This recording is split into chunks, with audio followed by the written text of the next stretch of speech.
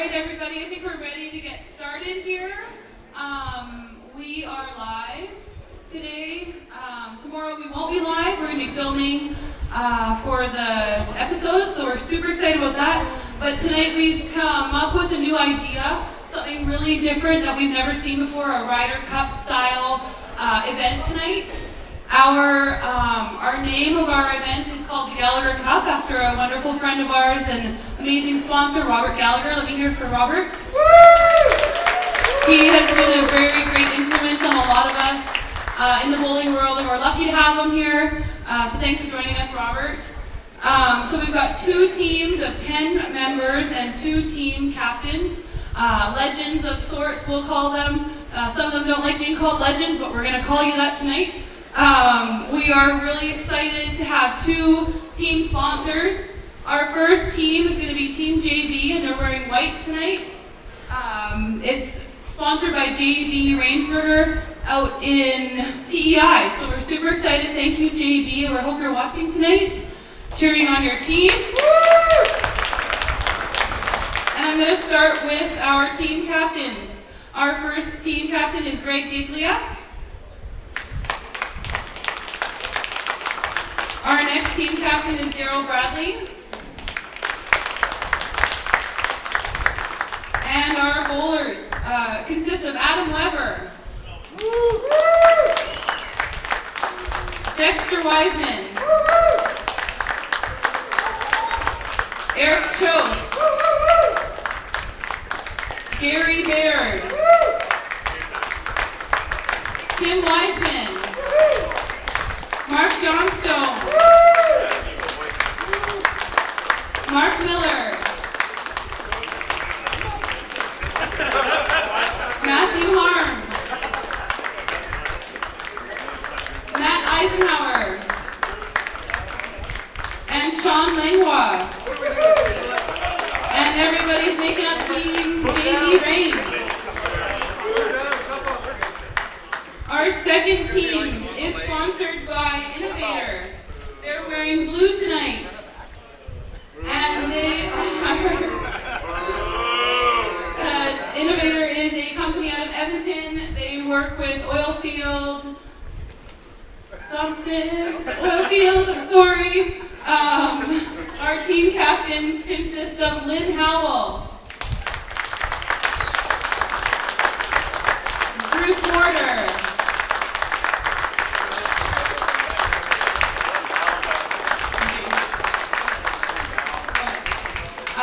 and then our bowlers consist of Bradley Titcat, Tyler Titcat, Victor Faubert, our WCBT President Carrie Craig, Lonnie Akers, Danny Mayer, Aaron Arndt, Rylan Willier, Johnny McDonald, and last but not least, our only female, Tracy Smith. I really hope you all enjoyed tonight. Thank you for joining us, and good luck to you all. I'm excited to see this play out. Go get them. All right. We're going to let them warm up, right? No? Did they warm up? There's a substantial difference in size over there. Combined team weight is very different, let me tell you.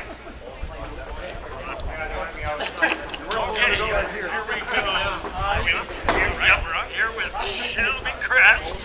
Shelby, Welcome, everybody. We are ready to go. They get no more warm-up. Welcome to the Gallaugher Cup. Thanks, Robert. We can't have these events without somebody sponsoring the event. This is the inaugural. We feel lucky to be here. We are privileged to be here. We have two team captains. They drafted two teams. We have a team called the Innovators. Innovators. And they're sponsored by Innovator Industrial Services. I'll have you know. They specialize in maintenance services for the oil field industry, and it's their 10-year anniversary, so we're lucky to have the Innovators with us. Congratulations to them, and yes, more than lucky. Who's the other team? The other team is JB Rainsberger. That's it. Is that what it is? Yeah, so it's JB Rainsberger, the modern software company. They're based out of PEI. That's a long ways from home. It is. So we definitely they must know something we don't know. They must. They train programming companies to communicate better with the world. So they are communicating. And we thank them both. And so the way this works, it is a rider style competition. So we have different games that the coaches have put their players in. The first game we are going to play we're going to have it. Yeah, it's going to be a Baker style game. We're going to have total pinfalls going to decide this point. What we're looking for today between these two teams, 13 points are up for grabs, and it's going to be the first team to win 7 points. Is going to take home this Gallaugher Cup. You bet. So, can you explain how the Baker style works? Looks like this round one, the first game of this competition is going to be, we're going to, each captain's going to have 5 players. It's going to be a 5-player Baker style of game. Traditional Baker style, so one player is going to play frame 1, the second player is going to play frame 2, and so on. Then they're going to alternate to finish off the last half of the game. Like I said, it's total pinfall, and the winning team's going to be able to take home the first point, which could be a pivotal point. It could be. It could be. So our first bowler is going Lonnie up Akers. Lonnie Akers, the veteran, throws the first ball, and he's got his left corner pin standing. Lonnie joins us from Prince Albert, Saskatchewan, all the way from Prince Albert. He's been a veteran of the tour for a long time. And you know what? An all-around great guy. Who is in there against Gary Barrett? Gary Barrett throws a strike to get things started off. Gary's a local bowler from here at Heritage Lanes. Gary has many titles under his belt. We got a spare at Lonnie Akers. I got a feeling the pace of this game could go rather quick. It will go quick. Art Johnstone's playing frame number 2 for JB Rainsberger team. A little tough on that shot. We got our only lady in the competition right now. Tracy Smith. Yes, it's great to have her. She is such a great competitor. She doubles up the head pin. She is one of the top females in the country for sure. You can definitely tell that the atmosphere for this event is way more relaxed. I think everyone here is there's going to be some razzing between the pros as well. Yeah, we should note that all of these players, they are on the Western Canadian Bowling Tour, and of course tomorrow is the Tour Championship, where only the top 12 will be competing. That's right. We got the top. That's right. We got the top 12 competitors from the entire season points. Yep. Be joining us here at Heritage Lanes. I got to tell you, I might be a little partial, but the facility looks pretty damn good. I think maybe you are a little partial. I wouldn't know why. There's one of the Wiseman boys, Tim Wiseman, throwing a solid strike there. Tim Wiseman Gets his team back on track. One of the youngest competitors up there, Ryland Wilgay. He's throwing now for Team Innovator. How old is he? I don't know if that kid's, I don't know if he's old enough to drink. 17, 18 years old. Threw a good ball, left the corner. Right corner. Pick it up. He's a pretty quiet guy too, you know what, but I got to say, a real nice young man. I had the pleasure of bowling with him a couple times. Did you? I did, and you know what, he's going to be a staple around this tour for a number of years. That's uncustomary. Yeah, that's not customary for him. That's a huge miss right there. You know, that's back-to-back open frames for Team Innovator. Can you read that? Okay. Harry picked her off with the third ball. He's got the jitters out of the way. His first game nerves. Yeah. Jitters. Who do we got throwing? Yeah. Wow. Speaking of first game jitters. Wow. I think right to bed. That's well on display right there. First game jitters. I don't know mean, he might not ever live that down. He may not. I think in baseball they call that a pitch out. Is that a pitch out? Is that the same in bowling? I think so. Did he not finish first on the tour this year? I think you're right. Yeah, he was the points leader. Yes. Hard to tell from that shot, but I'm sure he'll bring it back here. Yeah, he was the 2018-2019 points leader. Points leader. Going for, he got the 3-pin. He's working his way over. Maybe if he throws this ball with his left hand, I think maybe he'll clean those pins up. I actually had the honor and privilege of coaching Eric in YBC many years ago. Of which those skills will be on display later. No, yes. And who was that? Bradley? Yeah, we had Bradley Teagat up there for Innovator. I tell you, they're off to a rough start. Innovators after 4 frames. We've got Innovator with 60 points, JB Rainsberger with 77. So I gotta say, this is low scoring. I did not expect this for this caliber player. But you know they only throw one frame, so it's there we go. There's our reigning Canadian champion. There he is. That's why he showed why he is the champ. He is a very solid bowler all around. Another one of the best anchors in the country. Victor Fulberg. Formerly out of Red Deer, now lives in Drayton Valley. Drayton Valley, yeah, I heard that. And I got to coach actually Victor in his very first Open. He made the first Open after YBC. Do I need to ask how many years ago that was? No, you do not need to ask that. It was a few. Who we got going here? Oh, your hometown boy, Gary Baird. Gary Baird, yeah.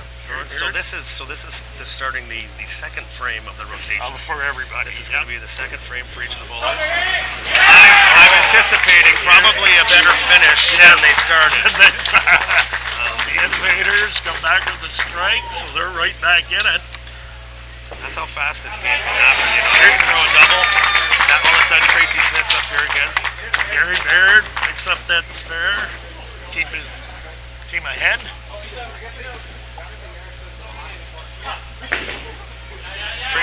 Tracy's been to the Masters Nationals, Rob, 20 times. Wow. She's got 8 gold medals. Unreal. When the Masters bowled at Heartland Bowl in Stempler 2 years ago, in 8 games, she had 5 of the 8 over 300. She averaged 302. Well, and that's what gold medalists do, right? That's what they do. She recently got voted to the top 50 female bowlers in the last 100 years, so her record speaks for herself. There's no question about that. She has many years left in her. Maybe your Rainsberger team, they are still holding a slight lead. Unfortunately, Tracy did close that frame with the head pin. Mark Johnstone came back with a strike. So we're getting into the money frames here. It looks like frames 8, 9, 10. It's coming down. Yeah. We do have a tight game for this first point.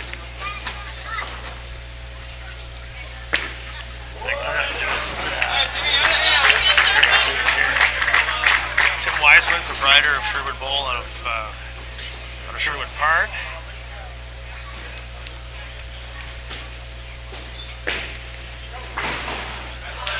This on the right side. Tim was the 11th qualifier through the season standings this year, I believe. He seems like he's very perennial here at this event. I think he's been at the Tour Championship here for the last couple of years. Yeah. Solid big spare. Spare for Tim.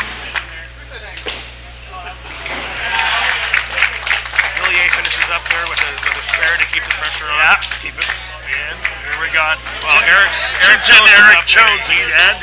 He's definitely going to need to have a better frame. He will definitely throw a better ball this time, I'm sure. Oh, he's still only at the right side. He's off a little bit. He's off his game a little bit. Eric will find it. We got Bradley Teagat up there right now. He's a clutch young player out of Edmonton. If he throws this ball here, this could be a closer. And he did. And now we've got a match. Got a pretty close match now. Eric spares it up, big spare. find the intensity picks up in these, is. these It's players coming over down. the last couple of frames. It's coming down to the end now. What do we got here for scores? We're going into the... So we're in the 10th frame, sitting 10th after frame. 8 frames. Innovators 159, JB Reigns we're looking at 167. So we got 8 points difference, right? And both on a mark. Yeah, both on marks. It's going to come right down to the 10. Here we go.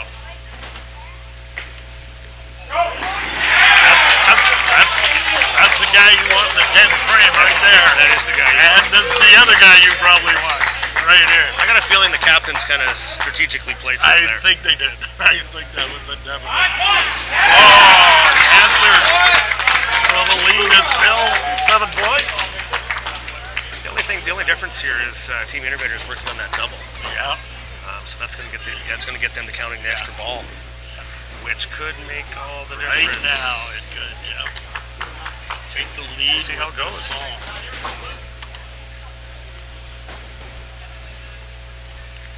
Got a little quieter than the first few frames. Oh, 12. He gets a Almost 12 a kickback out of there. that. Yeah. That's a powerful ball Victor throws. You know, he throws that heavy ball. It might not be, speed-wise, but it's got lots of rotation. That ball that's going to get you lots of action when it hits the pins. This is Adam that throws also. Very heavy ball. Very There's lots of rotation. He gets a lot of splatter. These hits. Wow. Well, I guess if the so one ball left. Yeah, so that strike basically won it for the JB Reigns team. Adam's got one more ball left. They're currently sitting at 227. The most that the Innovators are going to get, if Victor is able to spare this, is going to be 231. So basically with one ball, all Adam's going to have to do is just hit 5 points. Yes. But we did Stranger see, things we did have see happened. Eric Jones. You're right. Stranger things have happened. Sorry, Eric. I don't apologize to Eric. I think he heard that one. Team Innovation, Team Innovator, they're completing the first game with a score of 231. 231. Like I said. Team GB with this ball will be... 5 points gets him 232. They finished He just strikes out because that's what Adam Lemon that's what he does. That's what he does.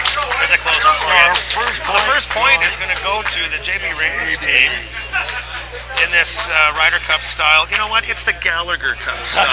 we don't need to call it the Ryder Cup style anymore. That's right. Let's get the real name out there. This is the Gallaugher Cup style. So we are going to game 2 here in pretty soon. They're taking a little break, I think. And game 2 is also a Baker's style, but it's the scoring's a little different. It is pins game style. So that is frame for frame. Frame for frame. So we will be right back when they are ready to go.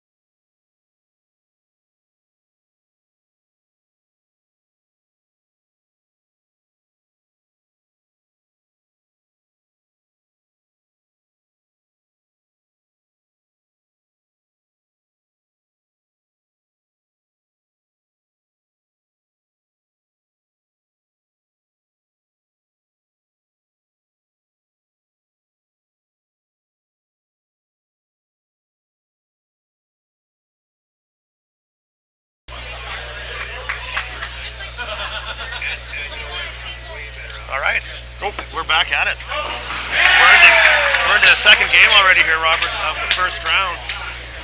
JB Rains claiming that first point. Pivotal. That could be pivotal in the race to 7. So It could be. So now this time it is the same style except for it's winning frame for frame. So what we're looking for here is the first team that's going to win 6 frames. Is going to be the winner of this match.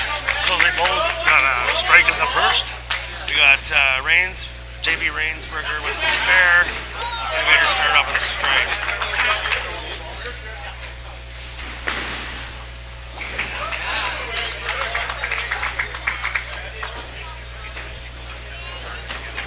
JB started. Okay. Pin. So JB spares that one. So after 2 frames, we each got a frame. 1 frame each. 1 frame apiece. Okay. Like I said, first team to win 6 frames is going to take the second point in the Gallaugher Cup. Man, the Gallaugher. While we got a minute here too, we should thank the WCBT President Kerry Kreitz, Vice President Mark Johnstone, Secretary is, I believe, Jen Baldwin. Treasurer is who? Blair Tuck, he's... Blair, yeah, that's that guy. Is that Blair guy? Yeah. Some Blair guy, do you know that Blair guy? I do know him. Okay. He does a great job. Hey, he's Blair the guy Tuck. with the money. Yep, he's the guy with all the money. And, yeah, what a job they have done getting this championship going. You know, we had a really good afternoon this afternoon, too. We were able to get a number of the pros out with us here at Heritage Lanes. We had our mentorship clinic. That was our 3rd annual mentorship clinic with the youth bowlers of Central Alberta. And I tell you, the attendance is growing every year with that. So, you know, the youth are the future of our game, and then we need the help of these pros to keep the game strong. And I noticed after too, the kids came around, got all the pros' autographs, talked to them all. It was really good. I was out there on the lanes with some of the kids, and they were having a great time. It was, wasn't it? I mean, the atmosphere was electric. We had a real good interaction with the pros and the kids, and I think I got lots of compliments from the parents. It was an overall good afternoon, so we appreciate Heritage Lanes putting that on, and then of course all the pros coming out for it. For sure, and as we are all trying to do, get more kids involved into bowling, and they watch these pros and they go, a lot of kids are going, wow, I'd like to do that, I'd like to be that good. So a lot of practice for all you people out there with kids. Just get your kids down to your local center and join or talk to the proprietors about Youth Bowling Canada. We'll be happy, more than happy to talk to you about it, sign them up, and we all have qualified coaches to get them rolling. We're seeing a couple players for the first time out here now, Robert. We just had Danny Bear up there. He was throwing for Team Innovator. Danny joins us from Regina. Wasn't his best frame, but he did come back with a spare to win that frame. For Team Innovator, they're up 3 frames to 1. We just got a quick look at Dexter Wiseman. He's joining us for the first time. He's from Sherwood Park. We should note, Shelby, actually, all 5 players on both teams are different players from the first game, because as part of the cup, you only can play in one event for each round. Each round, that's this right. This is yes. still considered round 1. Round 1, so they had to change all 5 players on both teams.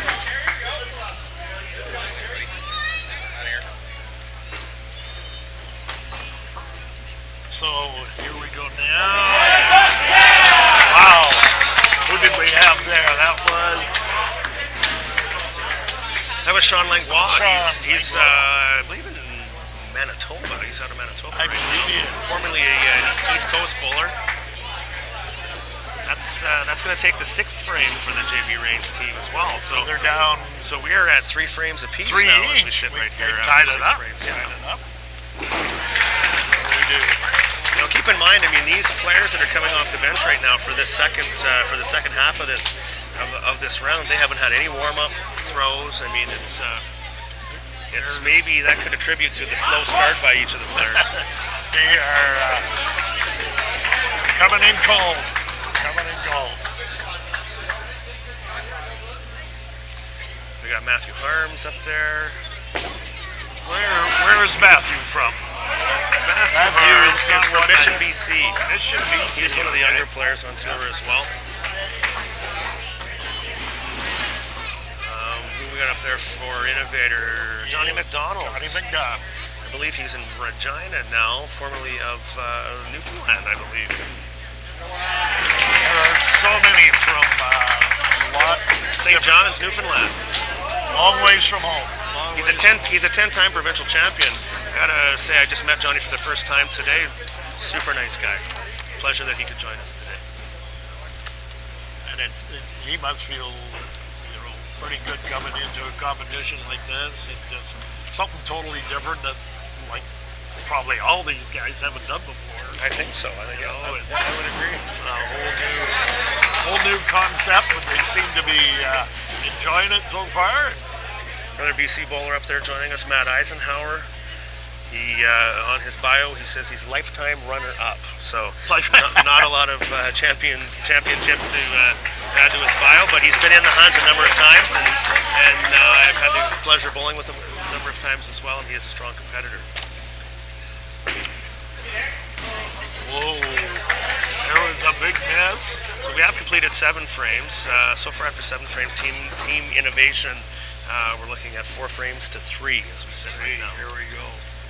And we just missed a spare there for J.B. Haynes. Aaron Arndt solidly with the spare there. That's going to win the frame for innovation. So 5-3. 5-3. We're getting to that crucial number 6 here. So if they do come down to a 5-5 tie, then we decide the winner by the score, the pinfall. That's how the point will be decided if they tie 5-5.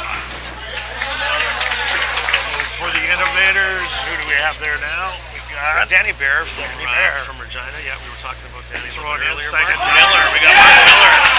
Mark Miller. That's a big spot. Mark joins us from Calgary. He's proprietor Paradise Lanes in Calgary, Alberta. And that is going to win the frame for JB Rains. So we are 5 frames to 4. No, where are we at here? 4-4.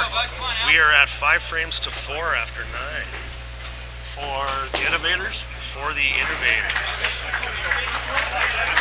That's a tough 9th frame for Danny Bear.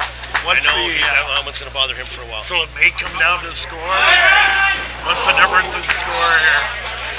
It is tight too. It is, and scoring can be within about 5 points right now. So let's see how this frame plays out here. We're in the 10th frame. He's a left corner. Throwing the 10. Tyler Teagat, very clutch bowler as well. Ooh, that's not customary for him. No. Tyler, missing of wide course, on the right side. Tyler, the defending tour champion. 2017. A big spare there. Here we go. Tyler needs this spare. Okay, this spare keeps him in the frame. Yep. When it comes down to pinfall, it's going to be JB Rains is going to end up winning the pinfall. With the strike here, they're going to have 207. Strike with the innovators going to give them 197. So here we go. Leaves a corner, so 205. So if Tyler Teagat throws a strike here, he is going to win the match. That's going to give him the 10th frame, and it's going to give Team Innovator a score of 6-4. So he needs a strike, and he got it. And he got it. So 6-4. Team Innovator. That comes right down to, you talked earlier about clutch bowlers and somebody you want throwing the 10th frame for you right now. We were talking about 2 experienced bowlers that have been on the tour for a long time. I gotta say, Tyler, that's a young kid that just threw a big shot there. He had so much success in youth bowling, and now he's into the adult world and he's having success already. Like I said, he is our defending tour champion, And he has many more titles coming ahead for sure.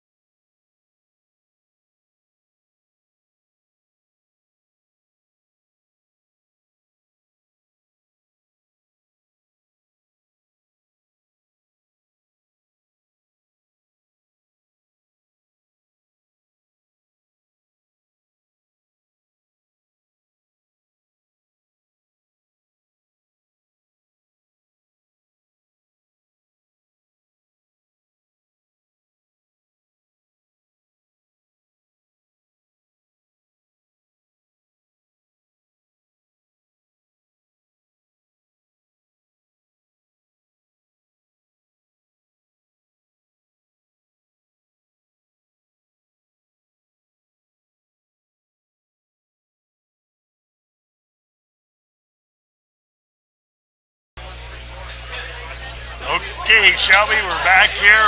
We're going to round 3. And in round 3, we're starting a game called Scotch Doubles, where one bowler bowls one frame, the next bowler bowls the next frame. And because of a lot of relatives in this competition, we have the Wiseman brothers going against the Tygat brothers. So this is going to be a great match. That's certainly going to be an exciting match. I think there's going to be a little more personal pride on the line here for, for this too. So for Team Innovator, we've got the Tygat brothers. Tyler starting off the match with a strike. Looks like Tim's going to be throwing for the JB Rains group. Tim and Dexter, the veterans against the young guys. Tim and Dexter have been around a long time, winning a lot of titles. They are actually gold medal winners this year for the Masters. They were Canadian champions. We got a little bit of a hold up on our pin center there. Want to get that taken care of. It gives us a good chance to talk about our sponsors again. JB Rainsberger Group. It's a modern software consulting company. They're based out of PEI.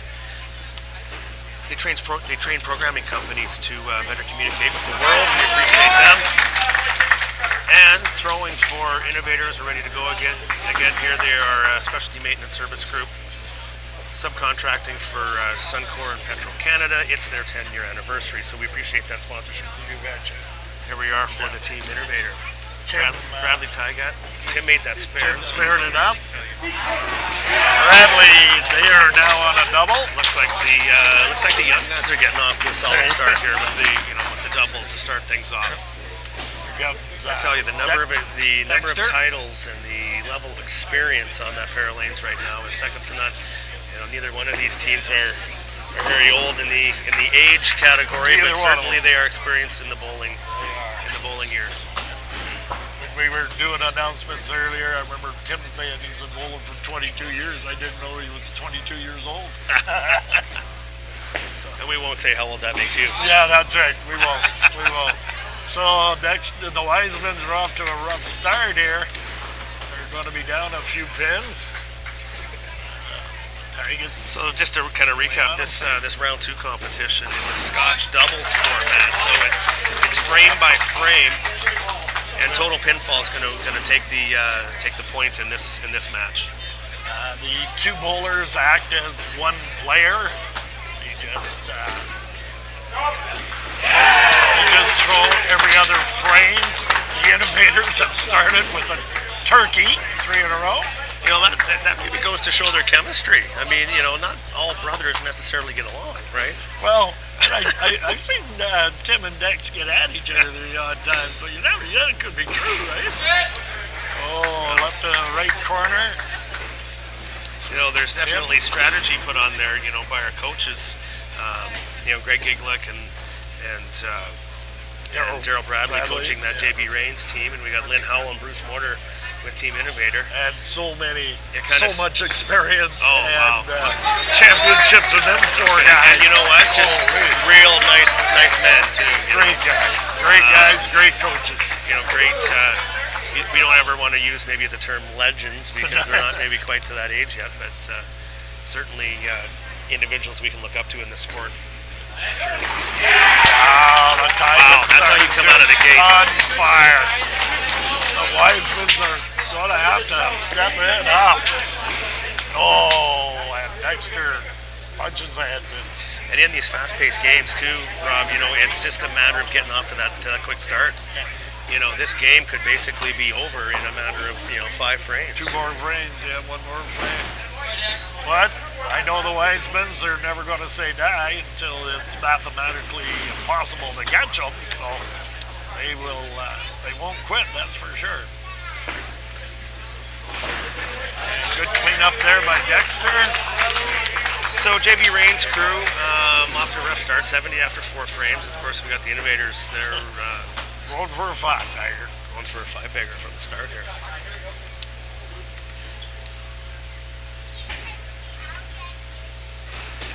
And they are about to... Oh, leaves a right corner for his 5-bagger. Does Tyler. Yeah, Tyler Teagat was the number 6 qualifier in our season-long events to qualify for the Tour Championship this year. Tim Wiseman came back with a strike. Hey, Here come the Wisemans. This could be a turn of the tide, so to speak. Especially if he misses this. Well, he did make that spare, so that definitely keeps the momentum going for the Teagats. They are definitely rolling, but the Wisemans can throw 3 or 4 in a row here. After four frames completed, Team Innovators 163. After 4, we had JB Rains with 70. So we're looking at a 93-point difference. Little behind. And a little bit of meat on the bone there, but like you say, the Wiseman boys are certainly capable of throwing strikes in bunches. And after that strike, they need to. It is kind of getting away on them here. Kind of getting away. So these 4 players here in round 2 will not be eligible to play in any of the other games that are coming up in round 2. They will have to sit on the sidelines and cheer on their teammates. So many different games in each round, gets every player involved. And we have 4 rounds tonight. Oh, we actually got a head pin on the Tigers. You think maybe they're just teasing them? Well, you know, I think it's... Giving them some crumbs? I think, Giving them some crumbs? Giving some crumbs, yeah, maybe dangling that carrot a little bit for them. Yeah. I think they can pretty much put it on cruise control from this point on. I think so. It's a matter of, don't necessarily let your foot off the gas, so to speak, because, like we said, all these players are capable of throwing strikes in bunches. That's right.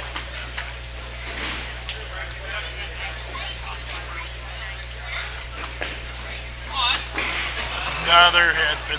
That's Dexter's 3rd head pin. Yeah, I think that's going to that's put pretty the nail well in the coffin seals for the that, deal, yeah. And the Innovators are going to take a 2-1 lead stole my pen.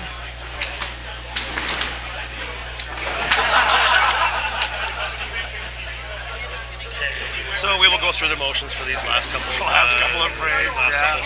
But Dexter's just rough start for Dex. Maybe gives us a chance to maybe talk about the event tomorrow a little bit. Oh, tomorrow's event will be awesome. The top 12 players of the season. The top 4 get a bye, I believe, in the first round. And then the other 8 play one-on-one pin-style game. Is it a race to... It's just a one game, right? I think, we're just going to have one-game matches tomorrow, of course. We're going to be recording everything. We're not going to give any results, though, tomorrow. That's going to be, we're going to film everything, and then, of course, over the upcoming fall season here, we're going to be releasing episodes, one at a time on a week-by-week basis, and make sure that, everyone checks out YouTube and WCBT Tour and follows along to find out who our 2019 champion is going to be. The boys kind of razzing Dexter a bit there. He finally got a strike. And so many watched it last year. It was a great event. The final match was absolutely awesome. Came right down to the score. Tyler Tygut defeated Dexter Wiseman in the final. They tied 5 frames apiece. Tyler had the higher score. Made him our champion, so he's our defending champion. So we did wrap up that game. JB Rain's crew finishes 10th frame with a 210. We got Team Innovator with 308. So that first match in round 2, that point's going to go to Team Innovator, and we will get ready for our next game in this round. Is a 3-player Baker style. So kind of like in the first round we played 5 players. This time they're only going to be 3, so they'll bowl a little extra, 1 more frame each, I guess. One bowler will bowl 4 frames, but it is total pinfall, and we will get back to that right away. I should say after a commercial message. I think we are the commercial message. Oh, we are the commercial.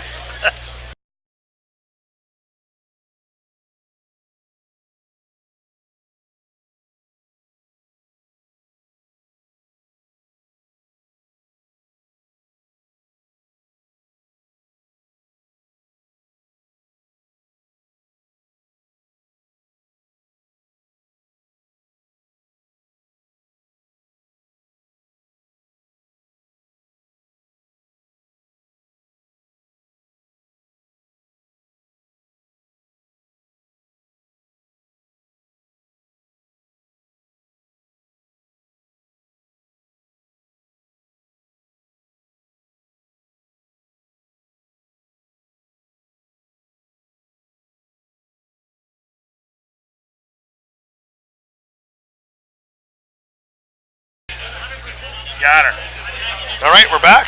We are back. We're ready to get off, get started here with Game 2, Round 2. Game 2, Round 2. Robert, what are we looking at? We are looking at a 3-player Baker-style game where there will be 3 players on each team.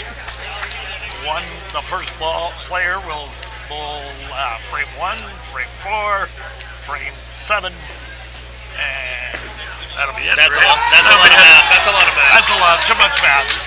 We'll let them figure that out. Oh, we got Eric Cho starting us off. Did he two-pin again? He did. Yes, he did. Wow. He picked the right 2-pin again.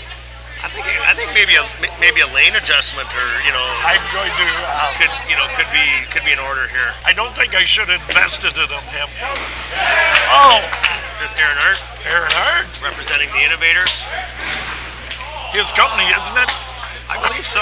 Yeah. Or he works for them anyway. We appreciate Aaron and his support with the event. Eric Chose opens her up. Does that mean Eric's got to bowl the 10th frame too? I don't know. You were doing the math on that. That might have been. Coaches might be regretting that. I don't know. What do we got here for Rylan Willier? We got Starting off the second frame for the Innovators. Oh, got a bomb. Who was that? What do we got going on here?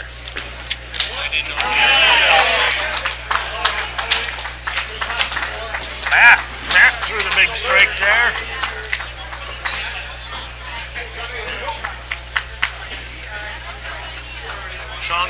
Sean Langlois up there for the JB Rays, right frame, frame number 3. Johnny. Real gentleman of the game.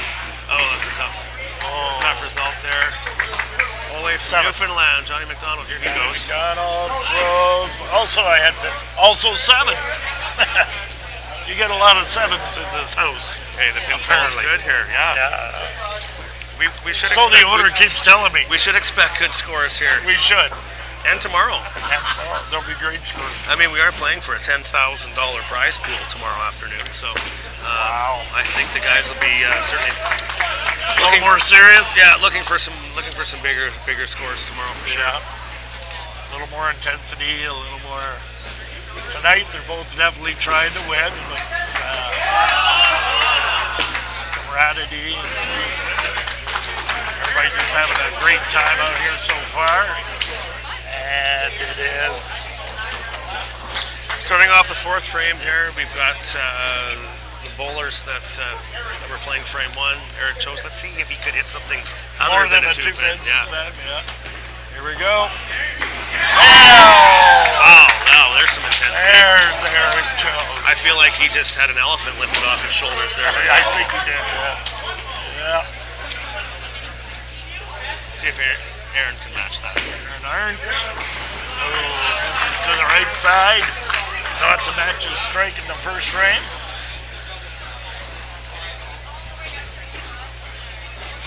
Aaron Art was the 2011 Heritage Traditional Champion.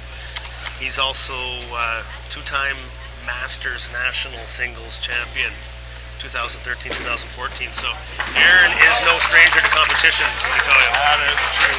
Aaron, I've noticed over the years, Aaron has slowed his ball down a little bit. He used to throw such a hard ball. Such a hard. Age might have something to do with it. Yeah, I'm thinking that is it. I've known Aaron a long time. And coached a lot of relatives of his. Aaron used to be down in Calgary, so I didn't see him much when he was younger. So the Innovators, who are up 2 points to 1. 2 to 1 in the points. This is game 4. This is a big ball by Sean here, right now. If he can throw this strike, this is going to take a commanding lead in this game. This is going to give his team a triple. Not the result he was looking for. And he got the right 3-pin and the left 2-pin. You know, we've seen that a few times today where there's been an opportunity to take a commanding lead or a win, and nobody's come through. The pressure. I don't know if it's the pressure, maybe lack of focus. Yeah. Under the lights, trying to do good for their teammates, and putting a little pressure on themselves, maybe a little too much. Oh, he just about spared that. There's a strike. That's a good Heritage Lane strike right there. That's that thick carrying corner pin. Would you call that a Shelby Crest strike? I would call that a Shelby Crest strike. Few and far between. Mine get fewer and farther between too. I know they feel your pain, brother. Okay, who do we got up here now? Aaron Arndt, we got Aaron Arndt again out of Edmonton, and we got Eric Chose up there again. We've had a lot of focus on Eric today, it seems like. Let's see if he can wipe out the history of those 2 pins with another strike. Yeah, it's definitely. He did. He's got 2 in a row now. I think he's found his groove. He's found his comfort zone. Again, you know, we've got a closely contested game here, but the scoring isn't there. No, not yet. It's after 5 frames, we're looking at 114 to 117. Oh, and Aaron just missed a spare opportunity.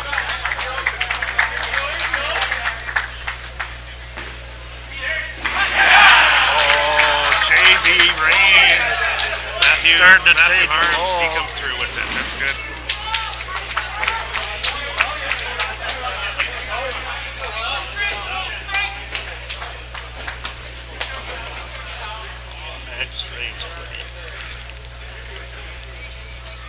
again, Robert. Sean's up there with a chance to throw the triple. Let's see if we can do it. Last time he missed. To see if he can come through in the clutch this time. Well, he got the count. At least it's a sparable frame. Right? Yes, I think he'll take that. She looked pretty solid on the old head pin there. Innovators. As you can tell by the enthusiasm of the players, this game is close in It is close. It's a big spare opportunity. In a race to 7 points, once we get into the 3 and 4 point lead, that's it's going to make the other heading team towards the clear finish down. line. Yeah. Yep, for sure.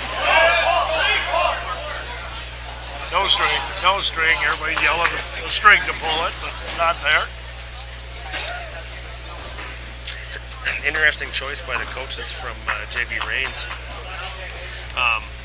Putting Eric Chose in that 10th spot. Yeah. Given his performance in the first couple matches, right? But he has thrown to leave it to Greg and Daryl to give everybody a second chance. That's right. That's right. Here he goes. I gotta say, he has come through the last 3 frames. He has stepped up. He has definitely stepped up. What 2 pins? What 2 pins? Yeah. What You gotta. is it? No, I've never seen those. You gotta have a short memory in this game. You do for sure. Yeah, if you let them things bother you, you would not go far in this game at all. And that's a problem with there's a lot of good bowlers out there. And I know that attitudes and focus is just not in some people. Like some people can throw great games, but they can't do it consistent. So with that right corner pin there for Anhart, that does give the win to the JB Reigns team. That's going to tie up this competition at 2 points apiece. 2 points apiece. And then, here we go.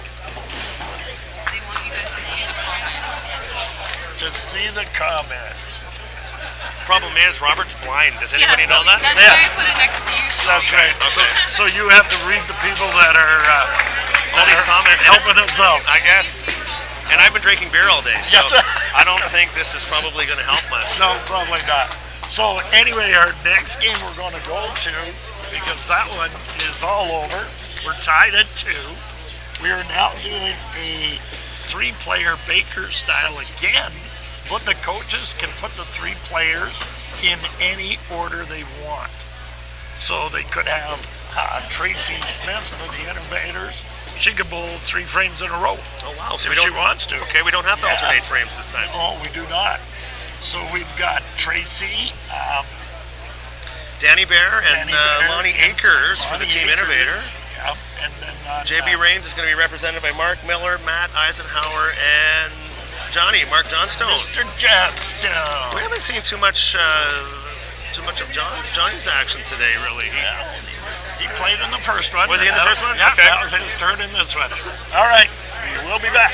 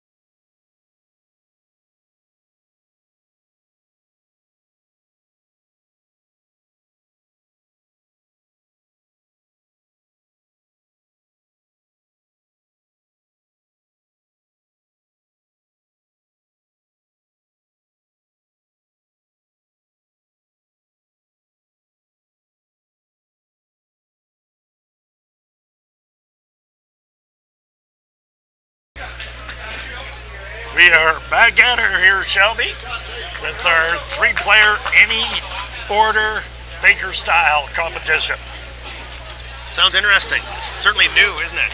It is new. Actually, I've never heard of it either. There is a stipulation with this, though, that any one player can only play 4 frames. 4 frames, yes. Right, so that's the maximum number of frames that any one player can. Well, you got 3 players, so they have to bowl at least 3 each, and one will obviously have to bowl 4. We have our only lady. I miss it. Starting off the event, we've got JB Rains. Oh, 2 bowlers. Okay. Miller. Oh, okay. I was informed you can have 2 bowlers that can bowl 4 frames. There we go. Yeah, so that's then right. one bowler would bowl only 2 2 frames. Yeah, but so the maximum frames by any one player is going to be Just 4. 4. Yeah. Okay, now we got it. Okay, we have our only... We'll figure this out. Won't we? Yeah, the night might be over, but we'll figure it out. We have our only female in this competition. Tracy Smith is in this event. Is joining us. See what she throws. We were talking about Tracy earlier as being voted into the top 50 female bowlers of the last 100 years. And she's probably closer to the top than she is the bottom. I of would that agree 50. with that. Mark Johnstone just punched a headband. Unfortunate start. So I think the strategy by a coach here would be to, find that player that seems to be hot, and kind of ride him for as long as they can for up to 4 players, or up to 4 frames, right? Possibly keep his 4 frames till the end of the game too. That could be as well. Yeah, this is definitely a strategic move for the coaches here. They have to figure out who's good at this. Tracy Smith. Coaches, captains for Team Innovator. We've got Lynn Howell and Bruce Warner. I'm just noticing here that Lynn Howell has been to national championships either as a coach or as a competitor 46 times. Wow. You talk about national experience. Yeah, that's a little bit of experience. Lynn has been around a long time. He's won 7 events on the tour. Before it was officially a tour, these tournaments were definitely active many years ago. Lynn's definitely got some competitive experience, and equally as strong in his coaching experience. Can you believe that? 46 adult nationals. That's crazy. That's unreal. Him and Diane Violini. And I mean, he's co-captaining with Bruce Mortar. I mean, can you find a more dynamic duo than that? Oh, no kidding. The two of them should be playing Scotch Doubles. To be a fly on the wall when those guys were competing, right? and telling stories. No kidding. There'd be a lot of stories out of them too, wouldn't it? Well, it's captaining the JB Rains group again. Greg Giglick, Darryl Bradley. So we'll see how the strategy plays out with these captains. They've made some they've made some interesting moves so far in the competition. I think they're probably going to get to the point where it's going to be, let's find a player that's thrown a couple strikes, and let's just ride him for a couple frames. Okay, here we go now. For JB. Oh, punched on the second ball. We've got kind of a trend here. I mean, the scoring is rather tough. I mean, I don't think the pinfall's tough. I just think that maybe there's a little lack of focus. Maybe there's some extra pressure. I'm not sure what it is, but I fully expected there to be a lot more strikes. Oh, I thought we were going to see like nothing but 300 plus games, right? Especially in this format where it's a little more laid back, it's a little more relaxed.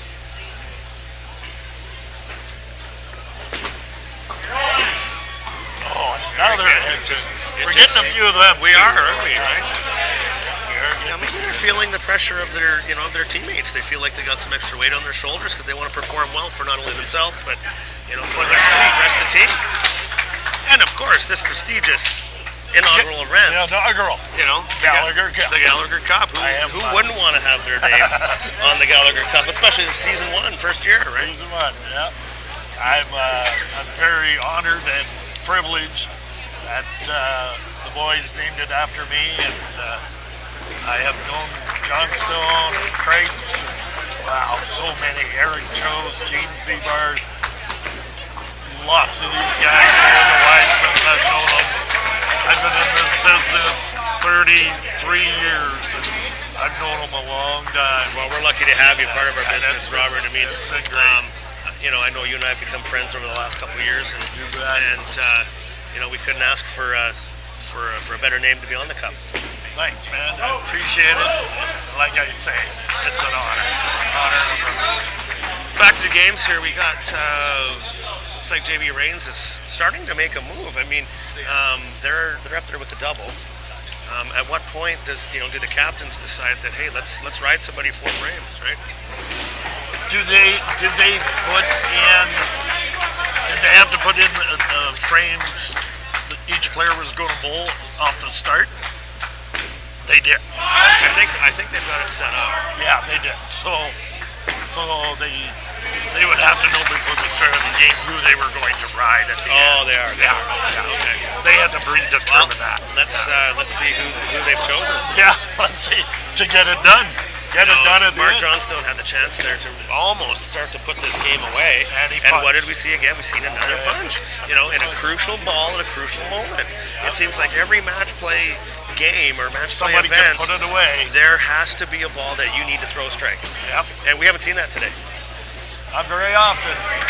Whoop, Johnny did not clean that up. So the Innovators Still are now back in deeply behind the 8 ball here. And right there, though, they had a chance to catch up as well, and we punched a 3-pin. Yeah, with the opening in the 7th frame, we were still looking at a 50 point, approximately 50 point differential here. JB Rains, you know, they could, you know, take the first lead of this challenge. They could go up 3 points to 2 after this game. As we said before, it is a race to 7. Whoever gets 7 points first. And this would definitely be on the right side. Getting the 3 first.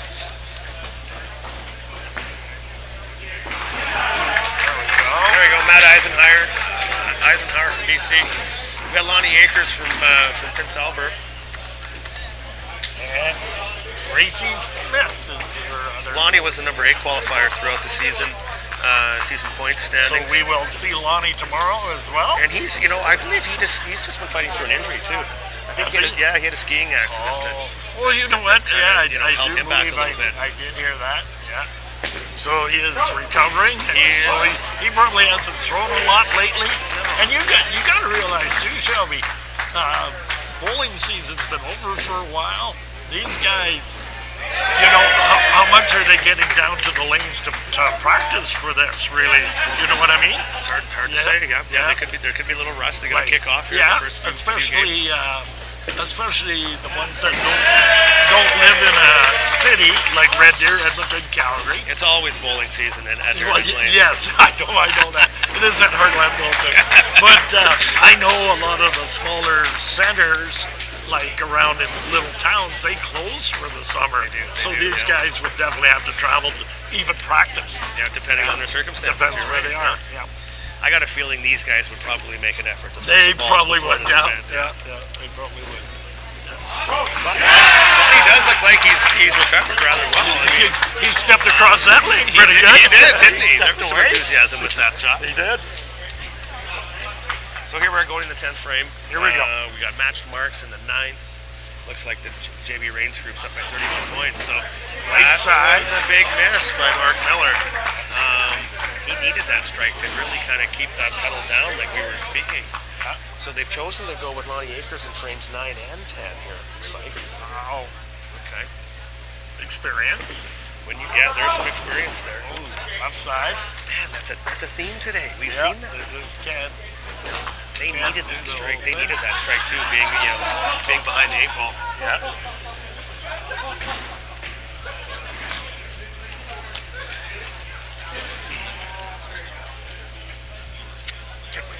Crates. Well, that's going to wrap it up for this game. For JB JB, Rains. Yeah, the JB will Rains. take a 3-2 lead. They're going to take a 3-2 lead. I believe that's their first lead of the competition too. No. They won the very first. Oh, they did. Oh, they did. Yeah, Okay. they won the very first. So it is a back and forth, is what you're saying. It is a back and forth battle. Back and forth. So, as this game wraps up, we'll just give you a quick heads up of the next game. The next game is a doubles match. Total pinfall decides 1 point. So, the two players that haven't bowled in this round yet, will be Partnered up. Partnered up. And going against each other. Scratch total, and that'll be that for them. Let's see if we can finally get some good scoring. We will. All right, we will be back.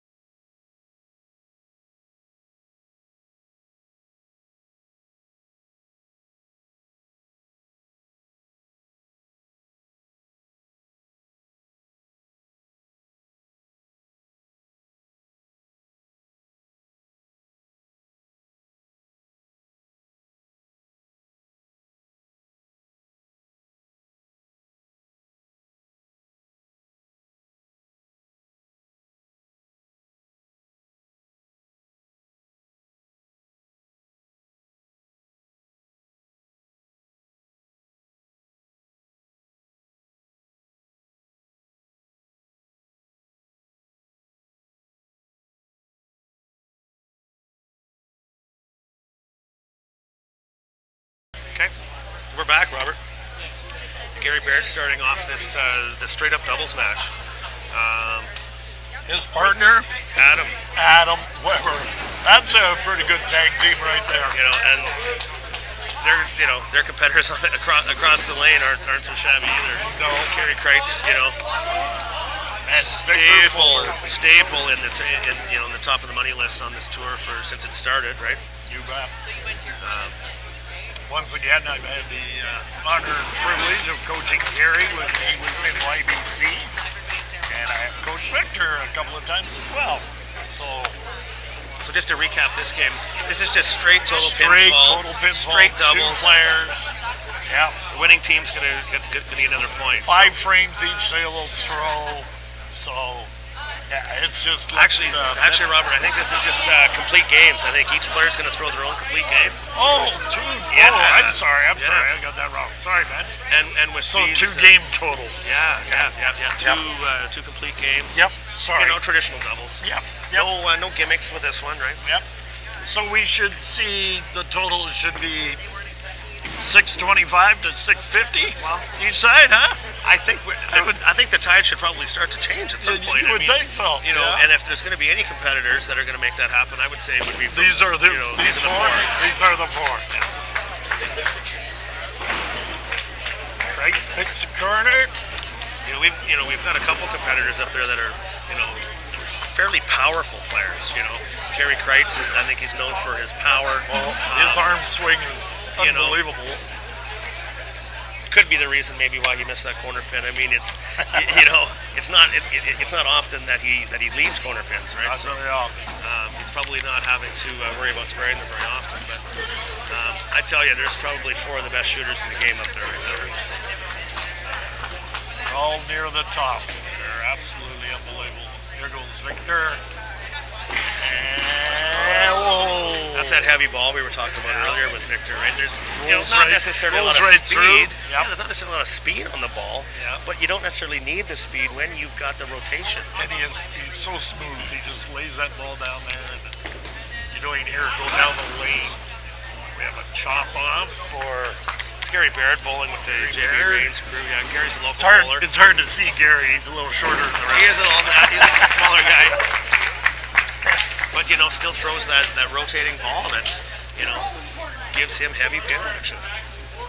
Gary, a very competitive bowler. Gary is a local bowler too, so he should be familiar with these lanes and these lane adjustments. Jerry the 3-pin on his chop off.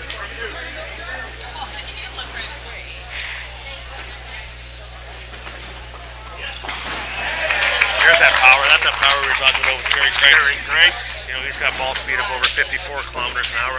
He throws hard. That's up there, right? Hard. That is. Yeah. And you got that kind of speed, and you've got that kind of rotation. Something's going to happen. Those pins move. They don't stand too much of a chance, do they? So JB is up, as we said, 3 points to 2. So they could get a lead here, or the Innovators could tie it up.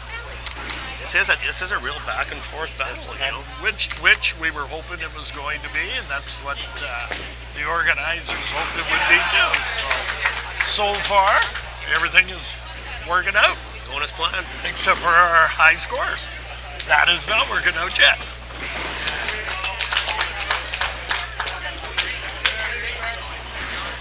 I would think as the game goes on too, you know, because these players are bowling continual frames on the same lane, then eventually they're going to find their line, right? Yeah, that's right. So halfway through this game, we could start seeing a bunch of strikes in a row for sure.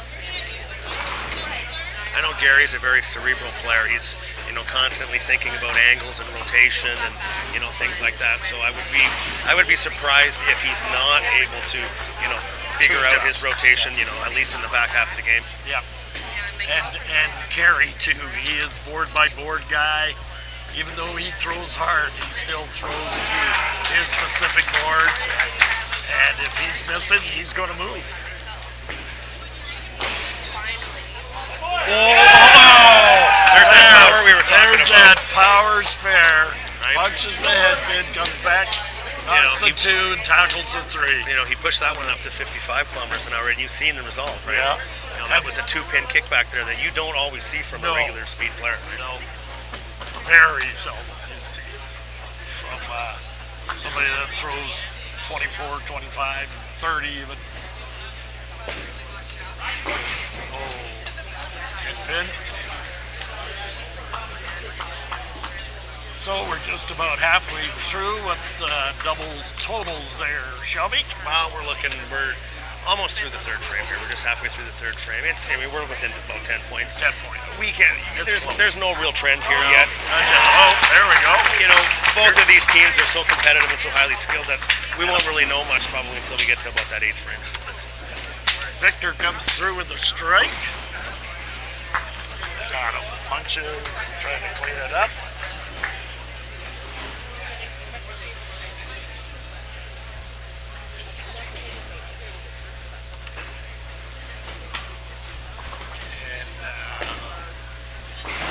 This is Adam working hard to clean that up. Adam got off to a great start there with the double, by the way. This is actually last game in this round. It is. Last game in this round. We're going to complete round 2. We are beyond the halfway mark. You're getting there. There are round 3 has a lot of different matches. That's going to be interesting. When we get there, there's a strike by Mr. Baird. He's finding his line. Tough frame for Kerry. He'll bounce back. Whoa. You know, there's a little bit of, you know, sometimes it gets a little wild, that speed. It does, yeah.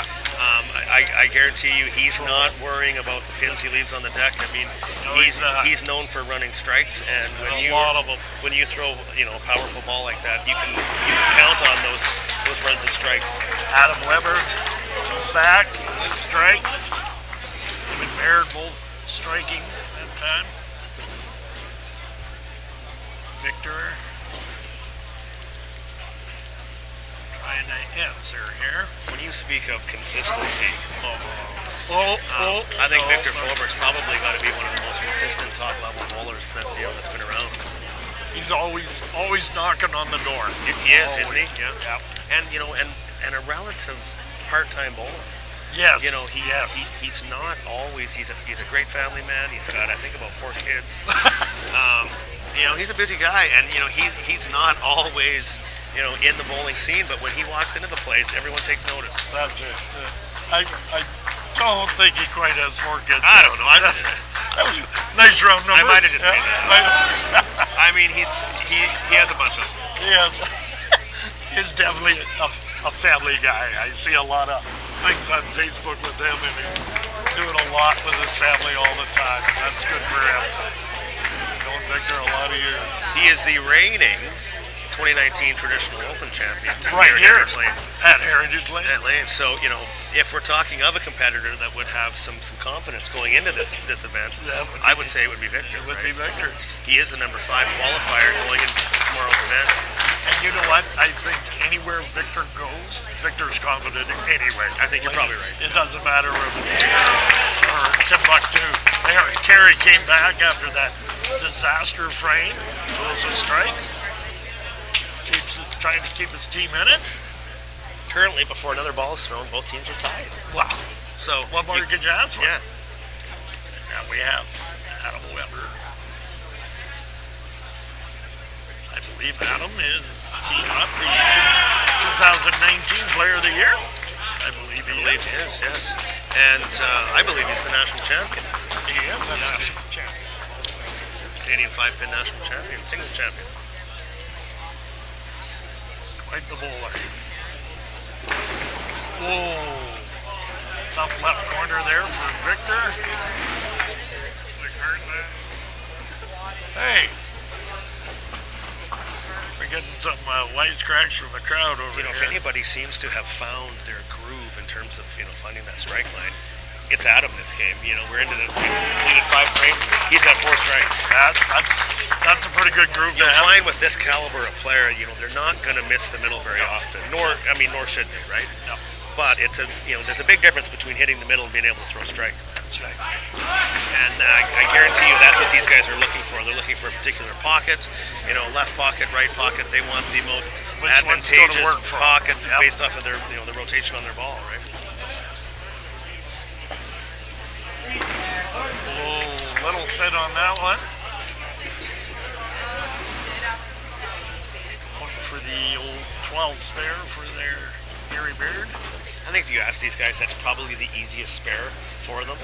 You know, when they get that kickback 12, single pin 3, you know, 3 to convert the spare. I think the consensus would be that's probably the easiest spare conversion for them. What amazes me about the pro bowlers, and I've talked to Johnny about it, Gene Zebar, you know, Sean Olesny, some of the greats, right?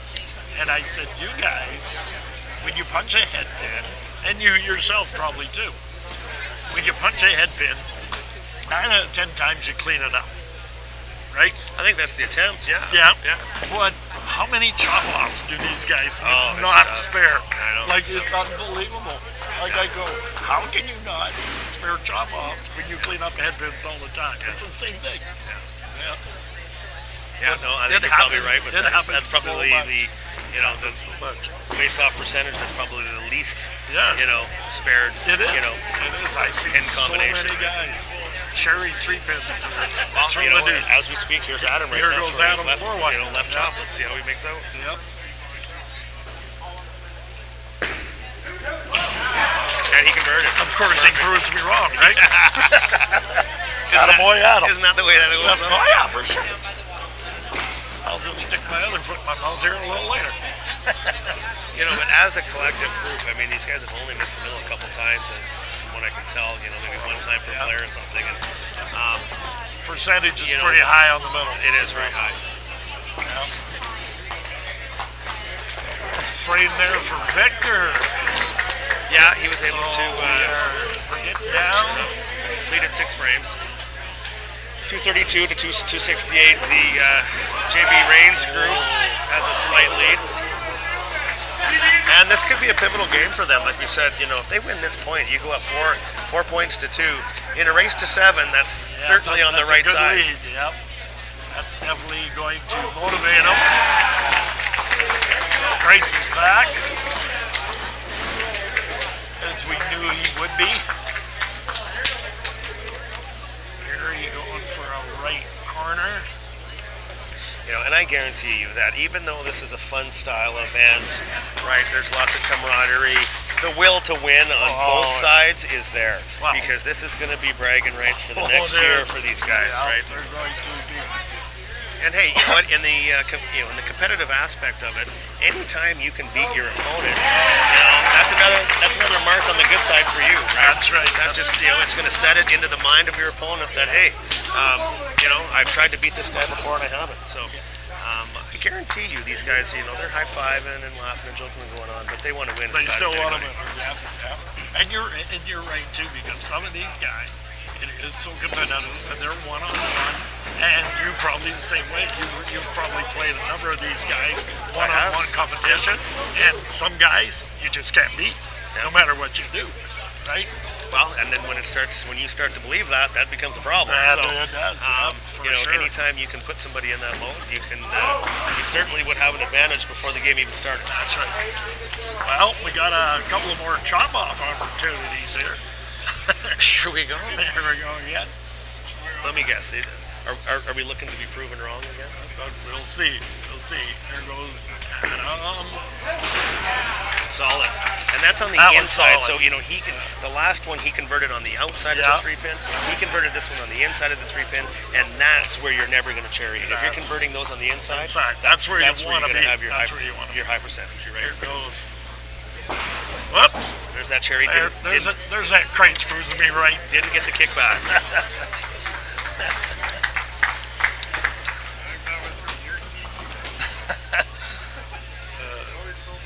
There was years when you were teaching Kerry. Many years. He must have forgot the whole part about sparing a chop off on the inside. Yes, he must have. Supposed to hit that on the inside.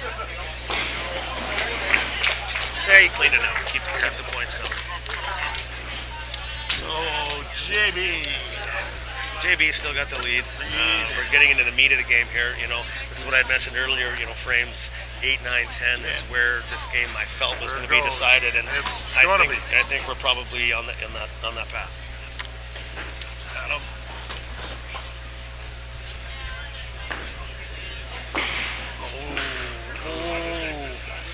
You could tell that was coming with Adam because he was getting thick on the middle with the chop, and then boom, there's the head split.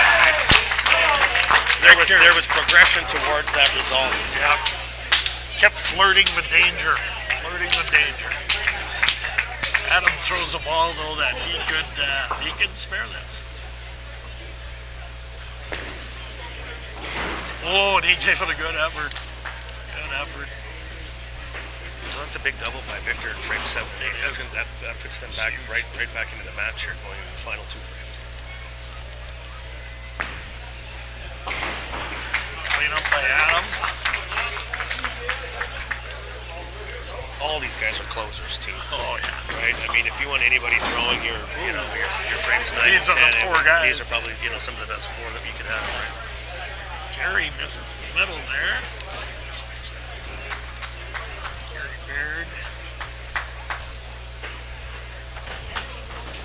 Had the pleasure of bowling a doubles event with Gary at our traditional open, and I tell you, he saved me more than I saved him in the 9th and 10th frames. So I expect big things from Gary here. And just as I say that, look what happened. Yep. I think we're throwing the kibosh on these guys. I think we are. We're jinxing them. Hey, Bobby? I think we're throwing the kibosh on them.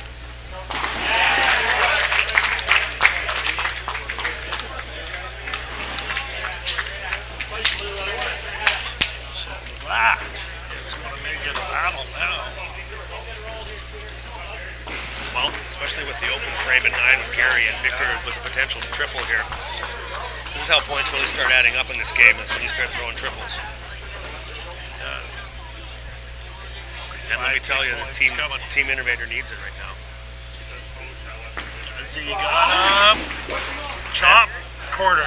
That was a completely different line for Victor. It was. I mean, the previous frames he's been coming in from the left side. I noticed he moved right over to the right there, and he brought that ball in from the right side. So when we talked about the cerebral players and being able to make those adjustments while playing on that lane, I think Victor was the result of that. Obviously worked in frame 7 and 8 for him. He got the corner here. I'm sure he'll spare it. Ooh. Oh, he laid that down. He double dribbled. He did. He did. And that just held on. He just set her on the lane. Whoa. So Team Innovator has filled the 9th frame with a couple spares. Yes. tell you, this match is going to get real close if Adam can't figure out how to throw a strike here or at least get a mark. He has been heavy on the head pin the last, three frames. So we'll see. I'm sure he's made that adjustment. Let's see. That was another thick hit again, Rob. Thick. Yeah. Right? He got away with it. That was that tight rotation that he had on that ball that was able to carry those pins to at least get a corner pin out of it. It is a huge spare for him now. He was looking at the score there. I think he can do the math in his head. I think he realizes too that there's a big spot here. Just as we said. That could have taken some pressure off Adam actually at this point.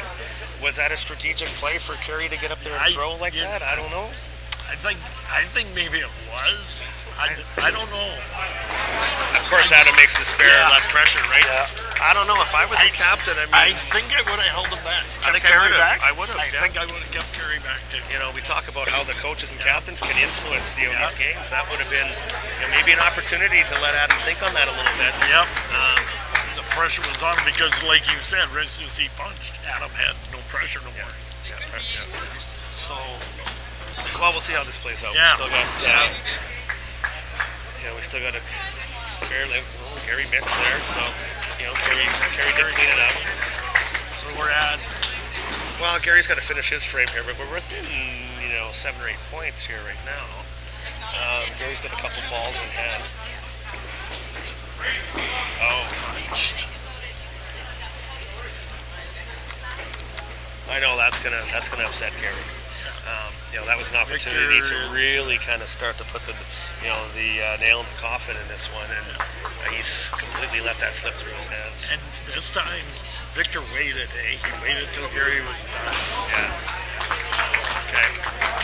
So Victor's he needs to throw strikes here. As it sits right now, even balls. There's one. They're 20 points down. 18 in it or 20 points down. So they got some. He needs two for sure. They need a double here.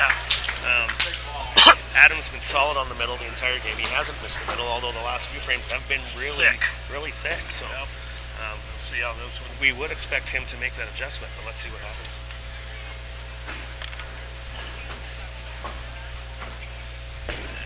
And he does. Beautiful. You know what? The adjustment was made. Being the Canadian champion he is, he made the adjustment, and there's a result. Yeah.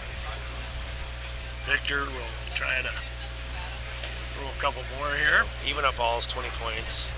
Separating the two. Victor. That's solid. Don't quit. Don't quit on him. No quit in those guys. That's for sure. Adam with a strike here will end it. Basically just anything on the side, I think, will put this away.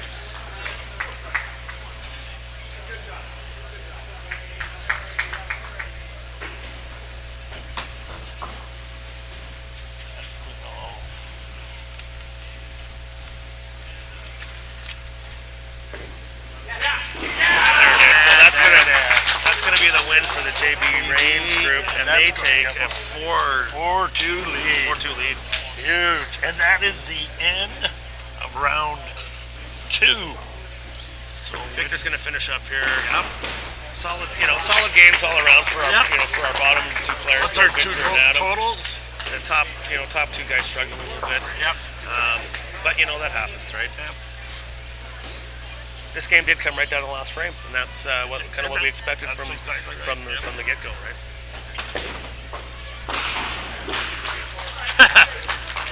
Solid games. Adam 276, Victor 266. Top guys struggle a little bit. Gary 229, Gary 217. But most importantly, this is not an individual event. It is a team event, and JB Reigns' crew takes the 4 points to 2 lead.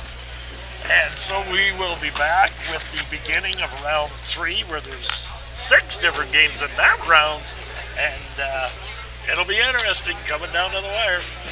We'll be back.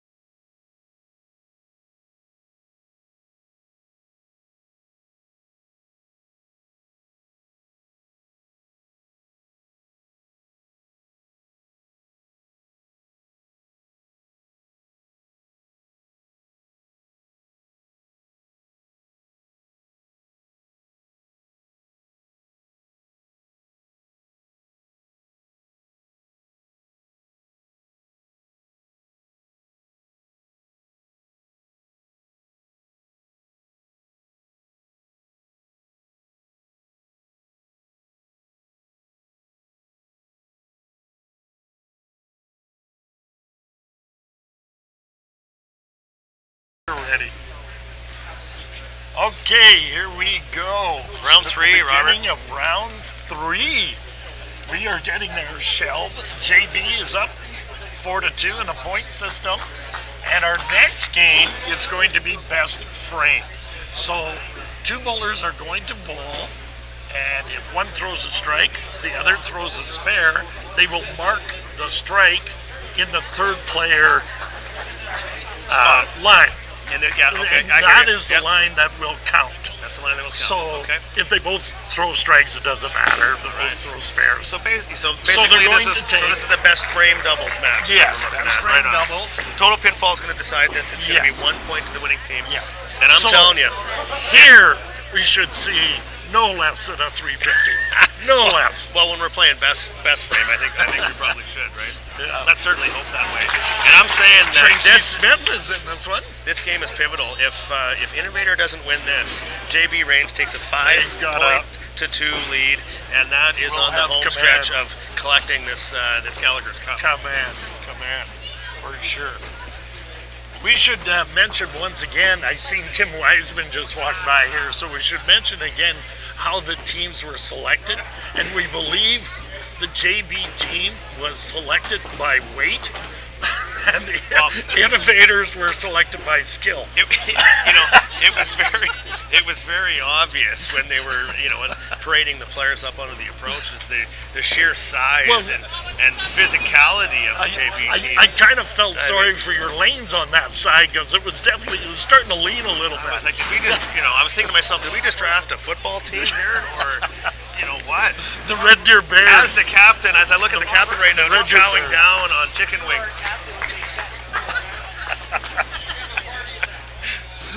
All right. So anyway, let's see who do we? I gotta say, Greg is probably one of the most fit individuals He probably is. I've Yes. ever known, certainly in this building. Mountain climbs, he goes everywhere. All right, let's see who's playing. Okay, here we are. We are bowling. Here we here go. today, Martin right? Johnstone is obviously one of our frame players. I tell you, this whole best frame thing's going to be a It's- challenge on the scorekeeping. Well, Kreitz is pretty good at it. He does it he comes, I actually do a tournament like this at Heartland Bowl Okay. over Christmas, and me and Kerry actually finished third, I believe, last year, or a year before. Yeah. Congratulations. Okay. Like, Kerry got like all the strikes, and I threw some balls. So it's all about picking the partners. Well, like it you is, said. totally Yeah. is, totally is big partner. Yep. That's So good. Okay, where are we at? yeah, we the got- frame at the bottom, that's the frame That's the we best are going to be looking at. There you go. Did we just jinx this again, Robert? I mean, here we are. There's been six. Oh, certainly. There's been four frames played. We've got one strike. One plus. And we got another headbutt. Oh, I tell you. Another headbutt. So actually, if the top player throws a strike, the second bowler doesn't even have to bowl. Well, it makes sense. He doesn't have That would to. make sense, Yeah. wouldn't it? And we did that a lot. We just skip it, marking your frame at the bottom, I right? gotta say, the format of the Gallaugher Cup is certainly fun. It's certainly Oh, interesting. it's interesting. It's it's new, and it's- I look forward to to seeing how this event plays out years to come. You bet. And I know it's a lot of new games for the people watching out there. They're going to be going, what are these guys What do you mean, the doing? people watching? It's us. I Or mean, us too, but we just figured this stuff out about 20 minutes ago. But the people watching, they're going to definitely be asking questions, and they can ask questions. Ask us questions online. We'll be more than happy to answer you through the WCBT, wherever, and we'll definitely answer you and let you know what's going on, what type of games is going. But this is called Best Frame, 2 bowlers, and we take the best frame of whatever they throw. Game 1 of round 3. Here we go.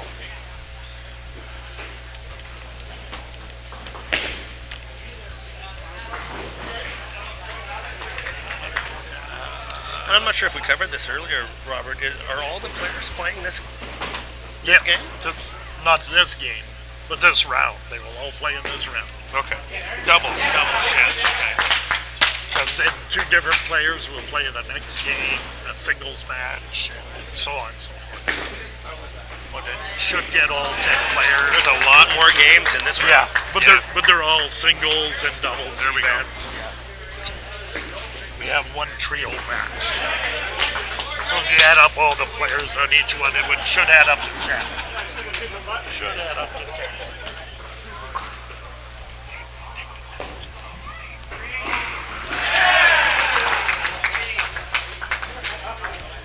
Okay, what do we got going here?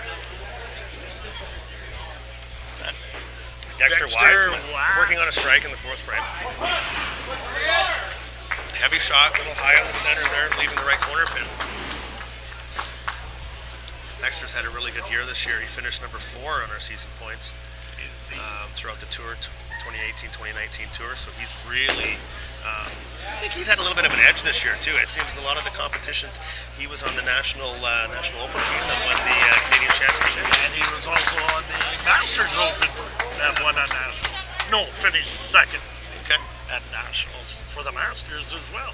So he's been in the heat of the battle pretty much all season.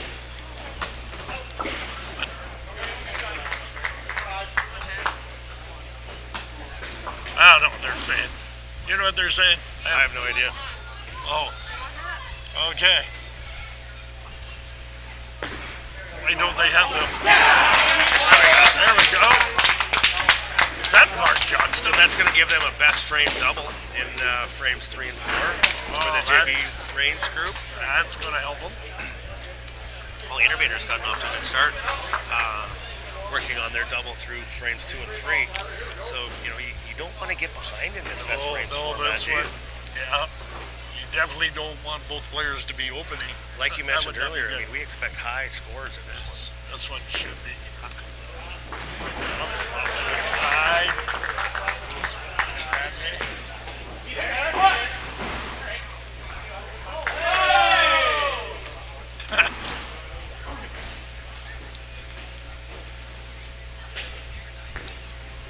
So we don't have any prize money listed for this Gallagher's Cup, but I understand that the boys got together and did a little side bet going on. Maybe what was that all about? They put a little money together each, and it's winner take all. And What are we looking at? I'm pretty sure they threw in $100 a piece. Really? So Hundy. it's gonna be pretty good. It's never a problem taking somebody's control. That's right. That's right. Well, double up their money. Yeah. I might have invested in a player in this as You well. did? You did? Keeps your interest peaked. Yeah. So I might have to start yelling at somebody pretty soon. Just to remind everybody, you know, we do have that prize pool tomorrow. $10,000 prize pool the boys will be competing for. So That is some good coin. if we haven't seen any, sweating at this moment, there certainly is There going to will be some, tomorrow. Tomorrow, right?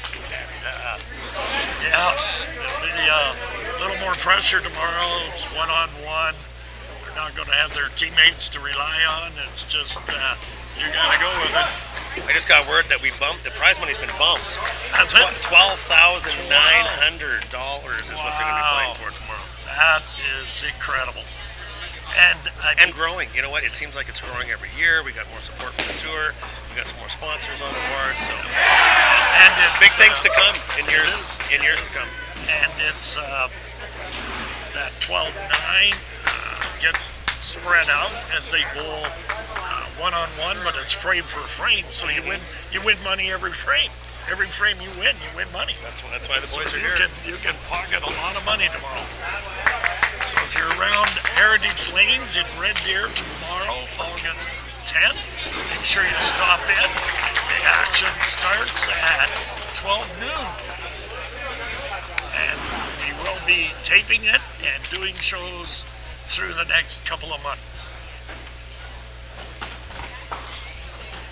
Jen Baldwin just hurt herself in the steps here, but she'll be okay. So Team JB Rainsburg, they had an opportunity, to really start to kind of take a command of this league with 4 strikes in a row. Mark had the chance as Dexter did punch the head pin, and then he missed too. So he did. He did cover with Spare it up. but It's a big spare. You know, again, it was another opportunity that we've That seen we where, missed, yeah. you know, that the players, you know, come up a little short. Yeah. Do you think it's the extra pressure, you know, playing for a team? You know, having the, you know, the extra weight of your teammates on your Yeah, shoulders? there's Maybe trying a little too a lot hard? of these guys are, yeah, like you say, they're used to one-on-one because when they go to the big tournaments, it's themselves. That's right. Like I play against all, you. And all the that's tour it. events are all singles events, All right? singles, and now all of a sudden you got teammates you got to be responsible for. You're trying to help out, right? So a little more pressure. And like you said before, they want to do good for their buddies. They're all friends. Everybody's friends here. You're friends till you get out on the lane, eh? Yeah. That's it. No more friendship. Well, then. they're all friends tonight. Maybe not so much tomorrow. Yeah, not so much tomorrow. But then tomorrow, when it's all said and done, they'll all be friends again. Too. Well, you at least want to be friends with the guy that wins the money. Yeah, at least. Because he's probably buying over in the And lounge. we hope he's got an open tab here at Heritage. If not, we'll just put it on Wiseman's anyway. Oh, there we go. I like the way you think. I know. Here we go. Mark Johnstone up. Johnny missed to the right last frame. Yes, he did. We'll see where we're at here. Made the adjustment. He did not miss to the right there. No. So that's going to give his team the best frame strength. Their score's running up. That's a big ball for Tyler Teagat. That's going to give him an individual triple, but also, most importantly, that's going to give him a best frame triple for the for the team, right? Yep. Not just close. This is what we expected, though. We expected lots of strikes, big scores, and a real And close. they should be. Yeah, they should be. You got two chances. All these pros, you got two chances of at least a mark, right?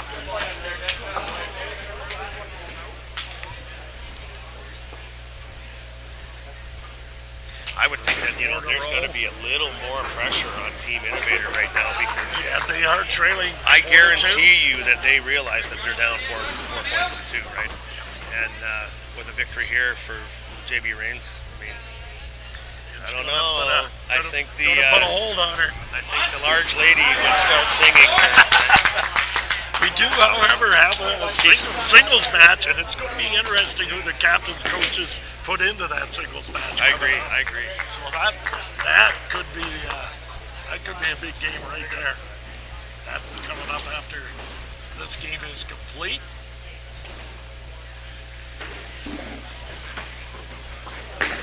Tracy Smith.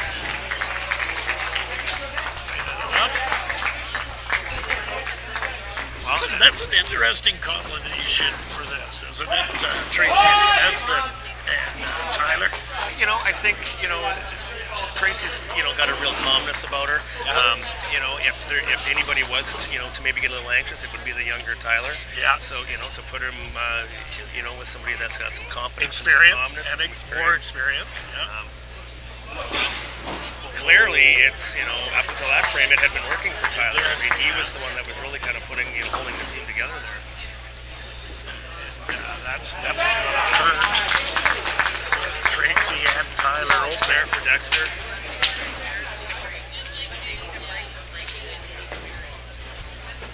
JB. This, I got a feeling this is going to come down right to the last frame, probably last couple balls. Good chance Tyler will probably clean this up. Go ahead. There we go. As he does. Johnny has really had some, you know, some enthusiasm here. Johnny is His always. last couple of shots. Johnny is a fired up guy. So that's going to give him and his team the triple moving into the 10th frame. And you know, I tell you, that 9th frame is referred to often as a, as a building block frame, and your 10th. and they've definitely done it. Yep. Tracy needs to. I had a distraction there for a moment. Anybody we know? No. Okay. You're gonna be okay. Okay. We don't have to go to commercial, do we? Okay. We'll continue on then. Sorry, Matt. Okay. Tracy, what's Tracy trying to do here? Well, Our I'm just, scorekeeper's trying to fix something. Yeah, here. I'm thankful Carrie's down there working the scoreboard. Yeah. He's quicker than I am, and I have this machine. I've noticed nobody else has stepped up to No, give him a not hand. one person. Not one person. It's all Craig's. He does it at my place too when he comes for this tournament. Tracy. This is going to be She got her. real big She frame got her. for the Innovator group because going back to JB up 4 points to 2, they got a commanding lead in this game. He needs a strike, Tyler. Working on the triple going into the 10th frame. Yeah. And JB is waiting this time until the Innovators catch up on the frame. Well, yeah, Which no, is I think Dexter is going to throw. Oh, that was a big ball from the young kid. Well, that was huge. He has been throwing strikes. Oh, Dexter leaves the right corner. That's a great combination for them, that team. Dexter and Johnny, they're so. great friends. Like you said bowl earlier, I think together all these guys are lots. good friends. Yeah, You know. they bowl together lots. In Sherwood Bowl.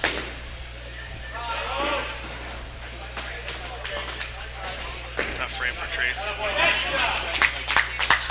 Leaves a corner. See if Johnny can throw up another strike. And Dexter still got one more ball. Oh, yeah, to, 10th. Yep, close sorry. out his 10th frame.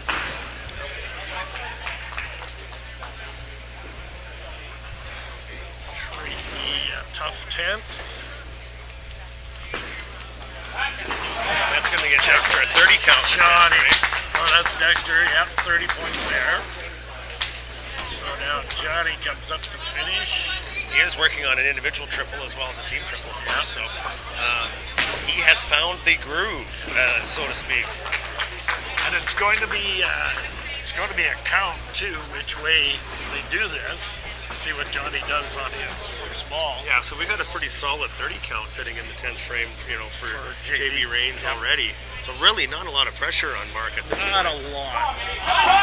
And, Oh, well needed. So that's okay, It's so, going to be the 30 so they will take count. that 30 count into They'll the take 10th that frame. 30 count. Yeah.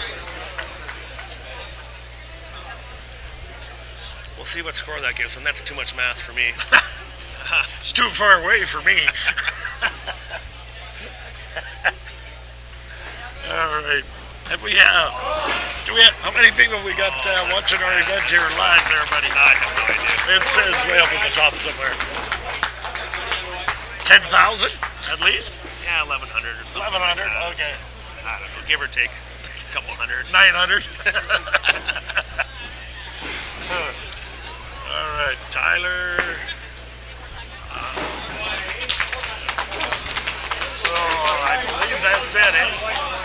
JB picks up the win. Raines team. Wow. That makes it 5-2. So, So what do you say? As the Breaking out coach, the as the scores. coach and captain of the Innovator team, what do you say to your team right now? That Well- you're 3 points down. I mean, this is a race to 7, Robert. yes. So we're only two points away from this thing being over. Yep. But they got some singles matches coming up and a couple of doubles. Just they're going to hope that they put the right guys in the right place, get her done, and get back in this thing. Well, The next one coming up is a singles match. So, You know. pins game style. okay. So It's gonna. that's a big point coming up. It's for 1 point. So we'll see.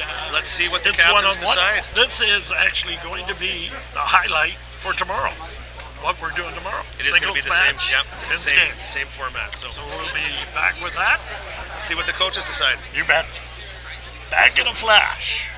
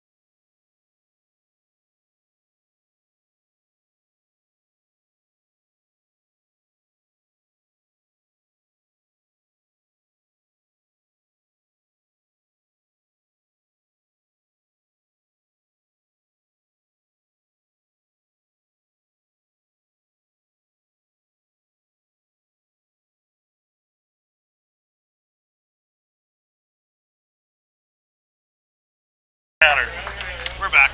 We are live, back live at Heritage Lanes. We're already on, Mr. Kreitz. Oh, wow, What would you like? Ryland versus Gary. Ryland. Yeah, we can see that. Ryland versus Gary Baird. This will be a great match. You know, I gotta say, that's an interesting choice. It to me. is, actually. Ryland starts with a big strike. He wins a frame. Team Are you keeping track of Innovator, this one? you know, Team Innovator is down 5 points to 2. I'll keep track of it. Okay, you keep track. We're going Pins game here. So Pins game, yep. So it's 1-0 for the Innovators already. Innovators get 1. They are just staying on this. They are staying on the same lane. We should have caught the coach and got his strategy on this. Well, that's not the one I'm concerned about necessarily. I would talk to, Lynn or Bruce with coaches with Innovator. I mean, they're putting the rookie in there Against a veteran, and they're champion and veteran. they're down 5 points to 2. Yes, that is a good move. So I'm just curious, to their thoughts with that. Gary Baird, another chop off. Maybe the kid's just going to freewheel. He's got nothing to lose, and away he goes, right? There he goes. And he punched into a split. Gary does have the chance then to cover this To win spare this frame. This frame. It's going to be What do we got? A chop off too. So what's here our goes theme? our odds. What's our theme today? It's, Inside? Is that inside? That was an outside. Outside, spare. but still got it. And wins the frame. Still got the frame. Wins the frame. We're all tied at 1. Young fella. Oh, he's still cleaning it up. I would think too that there's got to be, at least front of mind for these players that because they are staying on the same lane, frame after frame, to maintain their pace, to not get going at it, too fast, Too a quick pace. of a pace. Because with the pace increasing, so does the ball speed, Yeah. and what comes with that, chop offs and headpins, right? That's So exactly right. I would think that it would be the coach's job to kind of reel these guys back every once in a while. Take hold your them back, time. take your time, take a breath, Yep. and let's make sure that we're not, on such a Breathe up fast there. pace. And there you go. There we go. Chop off, led right into, that we've seen that story happen throughout the evening today, where there are signs leading up to a head pin. Yep. Chop off, head pin. It does surprise me that maybe they don't make the adjustment a little sooner, but There they go. I gotta say, it seems to me, I have bowled with Ryland a few times, but it does seem to me he is a little amped up right now. Is he? His ball speed does seem to be a little bit fast. Quick. And that comes with nerves, right? Yeah. So, Totally does. we'll see what the coaches do. I mean, Bruce Mortar and Lynn Howell are Yeah. probably pretty good guys to listen to. There we go. And that's an uncharacteristic error, on Ryland's part there too. Miss corner, right? So Gary we'll see how it plays out in picks terms of the pace. 3-pin here. He could. Oh, but it's not. So Riley's going to win that frame. Ryland's going to get that frame. That's a gift cheap. there. That's a cheap frame. That's a gift. And missed it again. No, he did get it. Yeah, he did clean that up. So far, after 3 frames, we got Ryland with 2. 2-1. Team Innovator leading the JB Reigns group 2 frames to 1. See if we can make some adjustments here. Gary, he has been on the middle of the first 3 frames, but not really into that pocket. Solid. Another chop. Another thick hit again, right? So, as I said earlier, Gary is more of a cerebral player. I would be surprised if he's not working out some of the strategy right now and going to make that adjustment. The young fellow throws. Good shot there. There he goes. That puts him up 3-1. 3-1.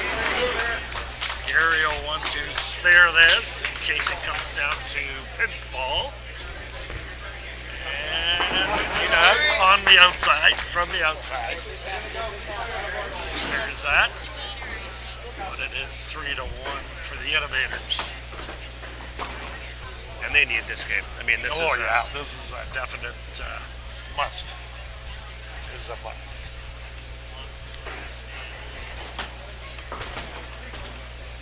I've noticed too, Robert, that in terms of the lane etiquette, you know, Ryland has been letting Gary bowl first. Is that strategy? Is that a strategy or not? You know, there's another another from chop. Gary.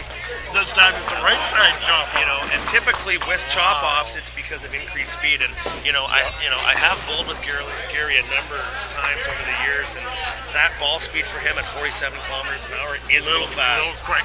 Yeah. He's normally around that 44, 45 mark. Okay. So if he could, or his coaches, could, pull him aside and maybe reel him back a little bit with his ball speed, I bet you those strikes or those chops start turning into strikes. Yes.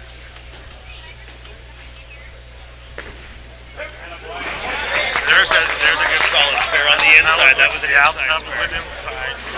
See the young fella might have a. Okay, just that. So Gary is going to get that 50. There, gets a gift there. They're giving each other gifts here.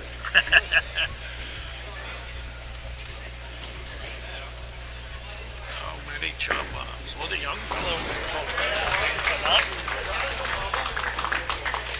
What's the strategy here again? Here we go, Gary bowling first again, right? Maybe he likes to. I don't know if they're necessarily conscious of kind of what's going on with that, but I bet you Gary's trying to put the pressure on the young Ryland. There we go. And if you look at the speed, I mean, it is a little bit slower than his last couple shots, right? So, and like you said, there it goes. Just slow down that speed a bit. Riley, he answers. We have a carryover. Hey, it's our first carryover frame. We should have a drink. Yeah, we should. Somebody should buy us one. Anybody? No volunteers. That's not very nice. Everybody just looks at us. Yeah, I know. Who are them two weird guys? So it is 3-2 and a carryover frames here. So and again, this frame's going to be Gary Bird. Will he keep that same speed? Well, he does need to reel it down a little bit. I think he just needs to slow it down a little. In the last frame, let's see if he does it again. Maybe too much. Look at that. 47 and a half almost. Like, so, punch. When he gets over that 47 mark, there's that punch coming through, right? That's going to be two frames. That's 5-2. Right? 5-2. So Gary must win the rest of the frames. And then hope for pinfall, which, he does have a slight lead in pinfall right now. So if he can match frames, that would be to his benefit. But it's not looking good at this point. It's not looking great.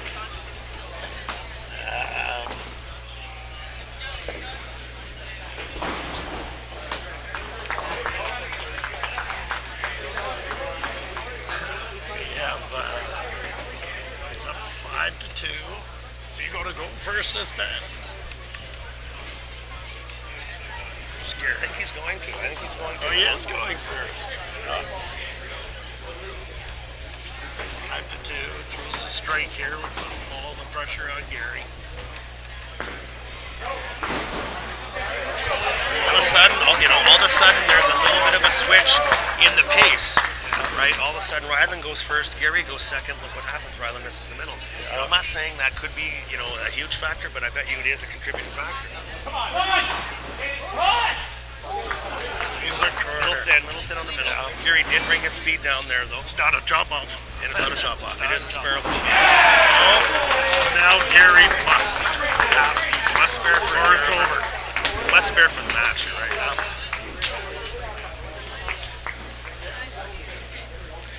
I know this is not Gary's favorite corner pin. I know he prefers to spare his right corner pin. No doubt about it. Clutch. So we have a carryover. We have carryover the 8th frame.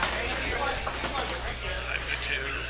So it's still. We have had a little bit of a switch in the pace. Looks like Ryland is going to throw first here again. Down a little bit. A little more concentration on each one. Ryland.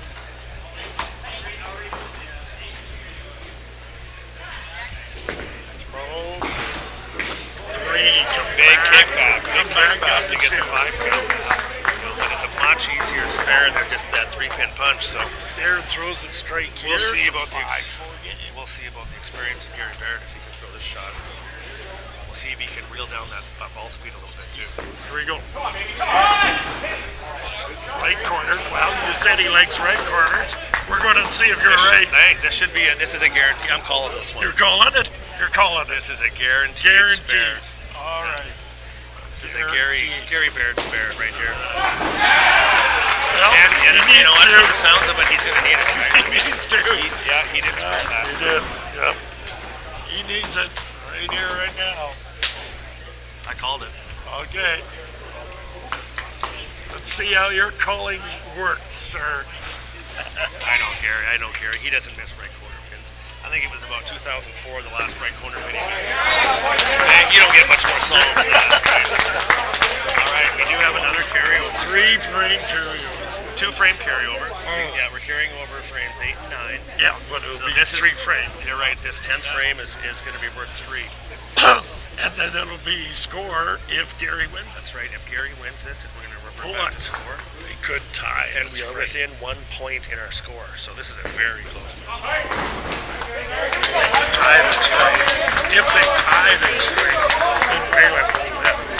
Because he'll have 5.5 to 4.5. There we go. Yeah. So Gary must win the frame.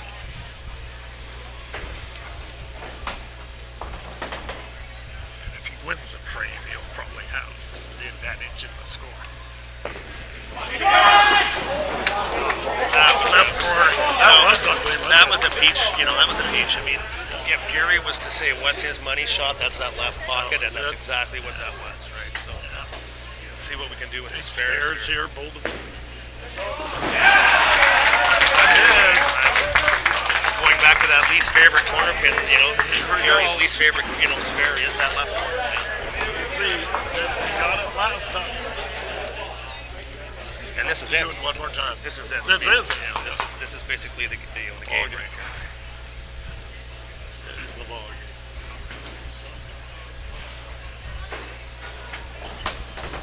Absolutely. No doubt. That's class. So now it comes to the last call. Sounds like there's a lot of figuring out here we got to do. Yeah. Nope. If Ryland throws a strike, it's over. Because he'll get half a frame. So he'll get 1.5 frames. Gary will get 1.5 frames. Okay. But he did it. So Gary Left and shot. throws this strike. He's going to win pinfall. He's going to win the frame. Gary leads a corner. He wins a frame. Does he win pinfall? That's right, a corner pin. It's a corner pin. He can leave a corner. He could actually get aces. Don't get aces. Let's see the result here.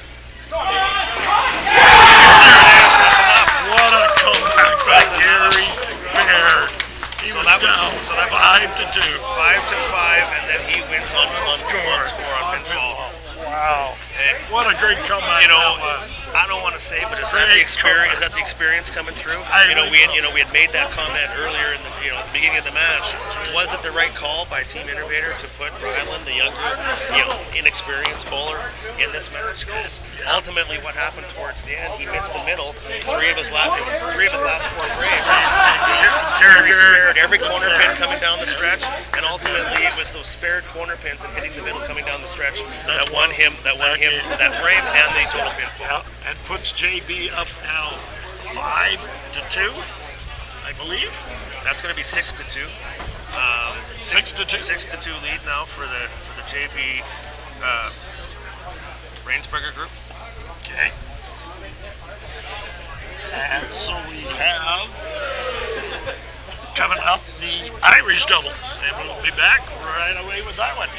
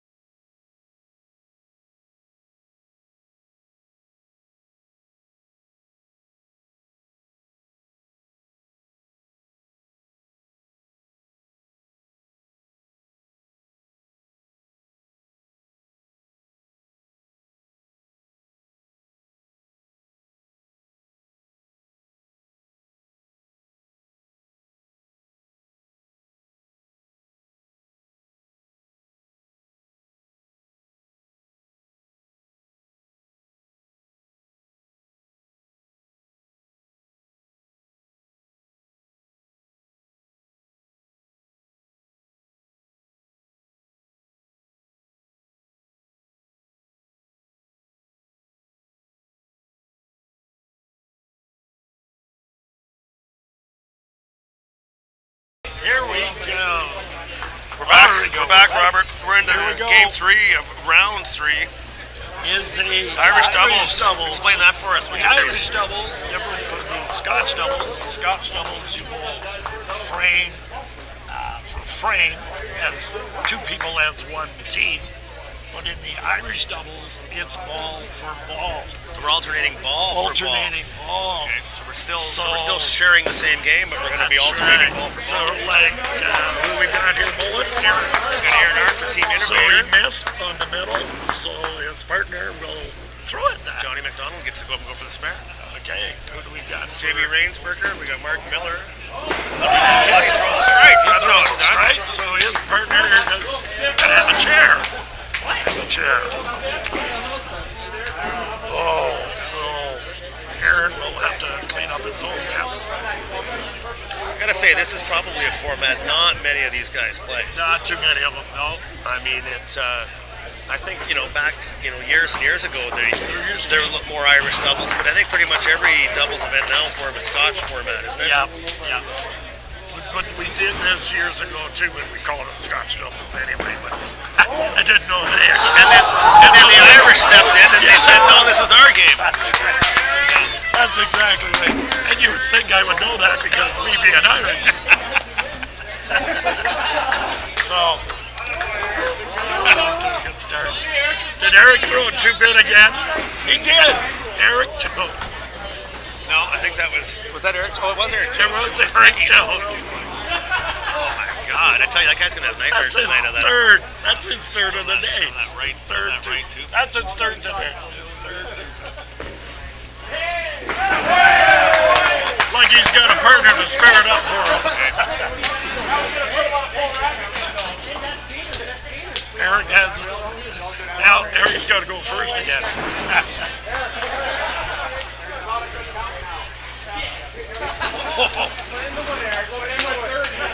Boys are getting fired up. Maybe a little bit of razzing of Eric going on down there. And it's warranted, I would have to say. I would think so, yeah.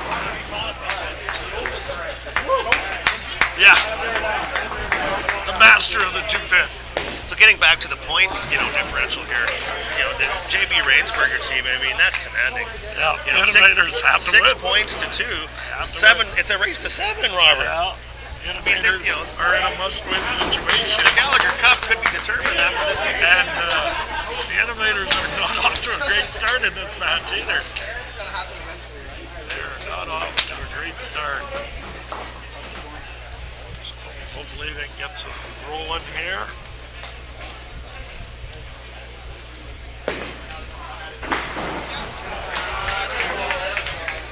Aaron. Right corner pin, tapped in right corner. A little thin going away. Aaron's a guy that does throw a lot of rotation on it. Oh, he does. When we talk about, power, kickbacks, I mean, he is relying a lot on that power. He does. With power, sometimes comes the odd bad bit break, with the blow away. Johnny McDonald, solid. They are on the board. They do have a mark. And they're underway. Eric again, tough shot, 3-pin. Leaves his partner with a 3-pin spare. Yep, and did not. So, well, Eric won't have to This start is, the next frame anyway. we are razzing Eric quite a bit. He was, however, though, the leading money winner, point getter on our tour this year, believe it or not. So, there might be some nerves, there might be some silliness going on tonight, but I would expect him to come back solid tomorrow. He comes tomorrow, Eric will be here to play for sure. He might be asking you to open the doors early tomorrow so he can practice a bit. I don't know. But again, that goes back to how many balls have Eric thrown since spring, right? I'm not sure. Yeah. So. I did have the opportunity. I was speaking with him earlier tonight. And he did share to me that he's excited, but there's a lot of anxious nerves there too. Oh yeah, right? yeah. Eric's he's still a young guy. So, this might be good for him to kind of get this out of the way, get this under his belt right now, let those nerves settle down a little bit tonight. When it is just kind of more for fun. Yeah, take the razzing a little bit. Take the razzing a little bit, He can settle in with some comfort tomorrow, right? He can come to play tomorrow as you were saying earlier, the top 4 players are going to get that bye, right? So, he is going to be able to tomorrow to come in here, be able to get settled in, watch the event for a few games, and throw some balls, kind of get comfortable with the environment and the setting, and then he'll be able to come in and hopefully for his case, throw some strong games. I think with expectations of being the number 1 seed going in, he wants to fulfill those expectations. Oh, yes, for sure. Eric he wants to be at the top with these guys. He knows how great they all are, but he is stepping right up, and Eric's a good kid. Good kid. So I will be here tomorrow to watch. As well as also a pretty good bowler, Katie Jones. That was a big shot there by Aaron Arn. Eric comes back. This match is not determined by any stretch. No. And I don't know, it's funny, it doesn't seem to me like there's a sense of urgency from Team Innovator at this point. You would think there would be, wouldn't there? I would think so. I mean, looking at the guys sitting there, there's a lot of,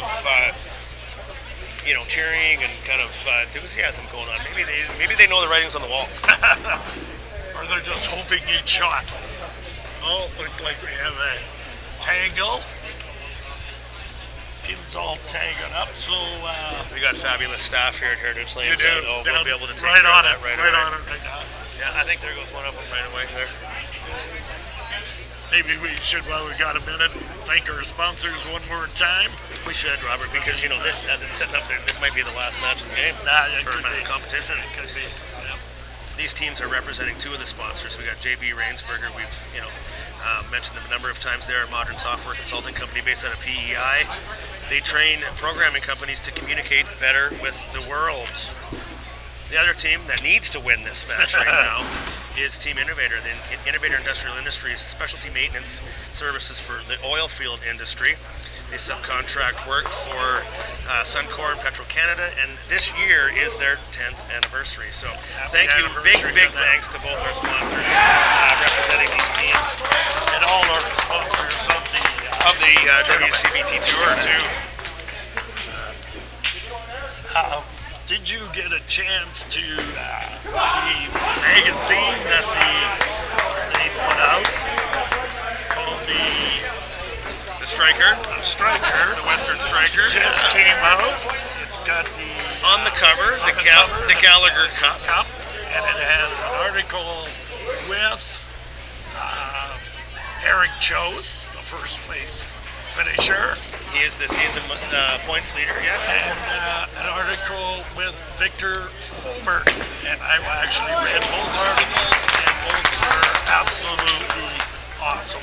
Fabulous. Mark Johnstone answered the right questions, and both Eric and Victor just gave great answers. It is, if you get a chance to read it, I did have a chance, It's a great it's read. very insightful, to the personalities of these 2 guys. Yeah. They are, more than just bowlers, and they do have That's lots right. going on in their lives, and it does give you the inside look as to kind of, where these guys come from and kind of what their background is. So if you haven't subscribed to the Western Striker as of yet, please do so.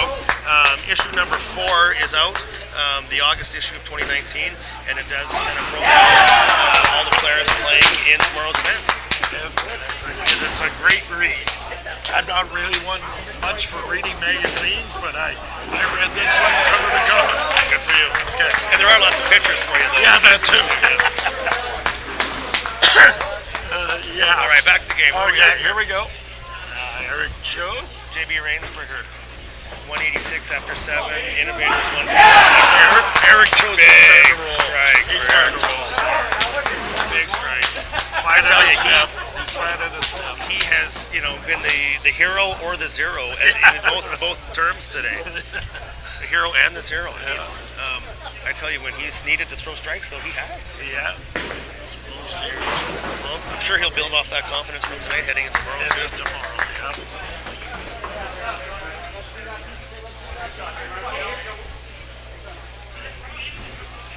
So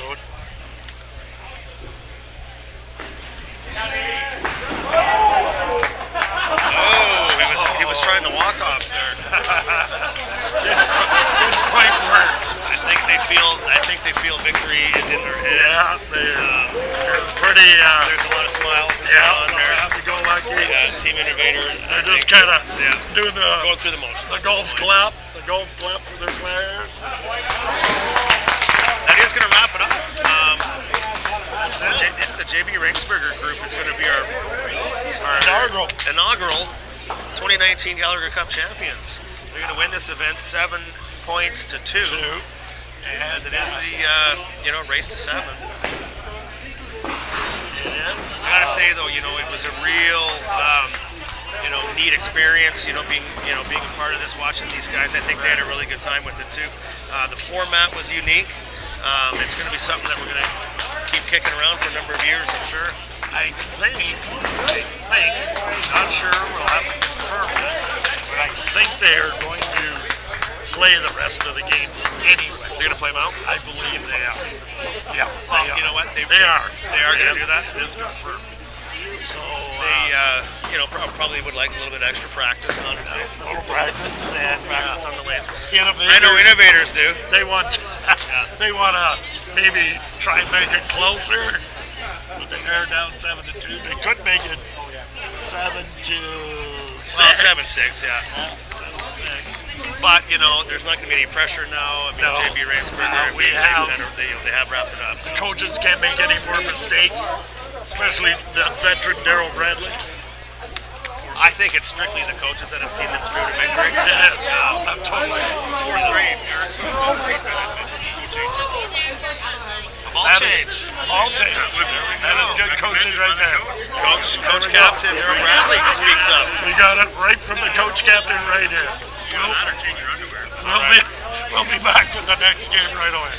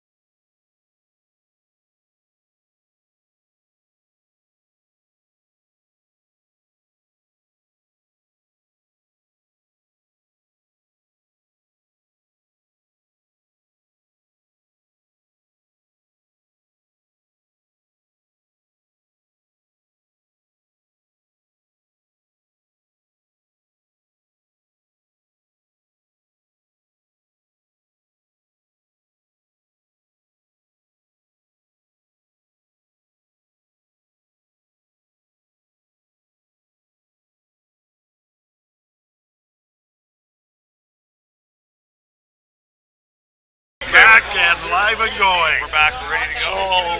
we are ready to play our next match here in round 3. Match 5 of round 3, Robert. Match We're at right 5. now. It is a singles match, 1-on-1. Oh, sorry, match 4. Sorry, match Yeah. 4. Okay, there we And go. I have been informed that it'll be, for the Innovators, will be Carrie Kreitz. For JB Rains will be Tim Wiseman. These two have played a lot against each other. And I believe overall, Carrie has Tim's number. So Tim's got something to prove here. So that should be a good match, and there might be some chatting between them going on as I well. would think so. Tim starts with a strike. Tim can be kind of yappy sometimes. No, not Tim. You mean that Tim Wiseman Yeah, right that there? Tim Wiseman. Yeah. We'll see how it goes. Oh, Christ. You know, these guys too. You know, Answer. when we were talking about pace a little bit earlier in the in the competition, both of these players like fast pace. They do. You know, this game is going to be done quick. Yep. They get up there, line, find their mark, and away they go. They do. And you know, with that, when they find the line, when they find the groove, with that type of pace, can be a lot of strikes. It So can be. you know, we'll wait and see how that plays out. Because alternatively, with that fast pace, if they don't find that groove, we could be in a real sluggy type battle here, right? So I got a feeling with the way they started, we're gonna have a real high scoring match. And mid. And I jinxed it again. And you did. You totally did. Kreitz will try and... Oh, old Chopper from... Oh, did he get a 12 out of that? Dexter's head's in the way. Yes, he did. And I guarantee you, he much prefers a 12 count spare. Yes, he does. And But another you miss can't single spare pin. that either. Another miss single pin spare. I mean, we talk about Carrie's power, which it is there. But that's been 2 or 3 single pin spares he's missed today already. So Tim actually, should be close. He's not one of those players that is going to really kind of nickel and dime his way through the game. He's going to be one of those guys that's going to run strikes and bunches, and he relies on that. He might have a couple games that are subpar, sub 200. Yep. But he's also going to have those games that are well over 350. So watch for Carey to find his groove and really start to run some strikes together. Found one there. See if Tim can answer him. And he does. He does. Tim answers that, so That's exactly what I feared. This would be a great battle. let's also pay attention this game as to who is taking the honor and who is going first, right? Tim went the first 2. Kreitz win in the 3rd frame first. So we'll see who's going to go ahead here. There's They're chatting some to each friendly other. banter back and forth. Carey is going to throw this 4th Yeah. frame first.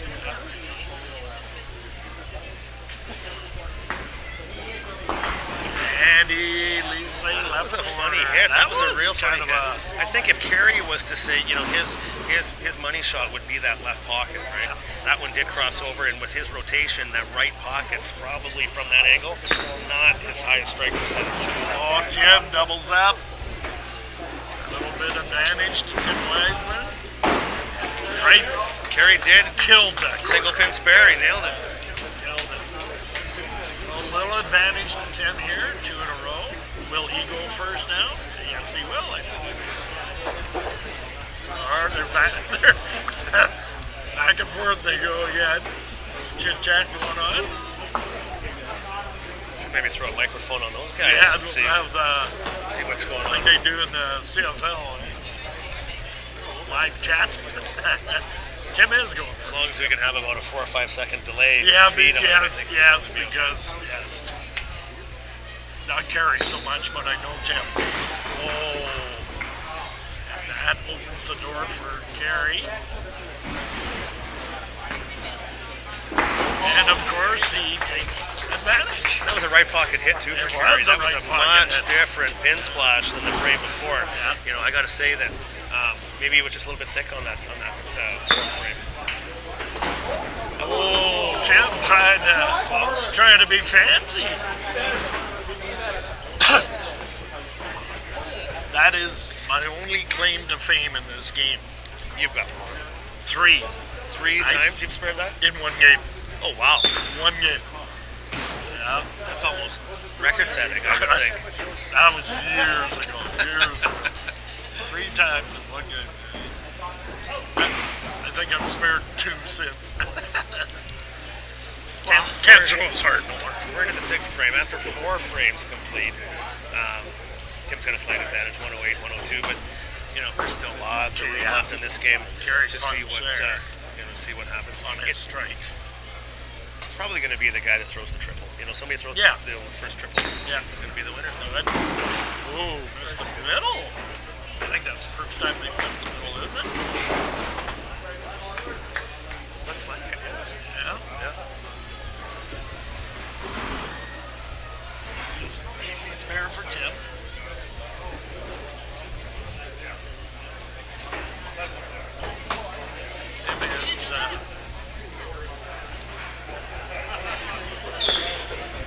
There he goes. There we go. Solid spare. Tim is the number 11 qualifier tomorrow. He finished the season in 11th spot, qualifying him for this Tour Championship. And I believe Kreitz is right there too, isn't he? Kreitz finished. Where did Kreitz finish?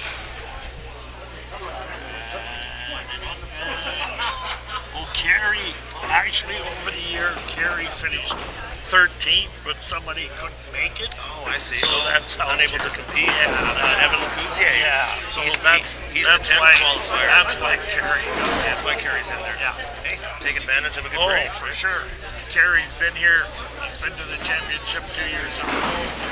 Very well both times. So Kerry is a local bowler here too. He does compete and play on these lanes. Weekly. So I would find that I would see that he would probably be able to adjust to make quick adjustments too if he needs. He will. Both players struck in the 7th frame, Rob. Okay. So we've got 9 points difference right now between the 2 competitors. So it is still tight. I mean, it's literally one ball can change anything here right like now. you say, see if somebody can get on a roll. There's Could Tim. be, Tim's got 2. The guy that throws the first triple could win this match, and it's certainly looking that way right now. Tim's 2/3 there. See if Kreitz can answer. And he does. There we go. Wow, there we go. Down to the finish. Now we're looking at a triple. We are. This is what we're talking about. So once again, Tim will go first. He has on this roll so far.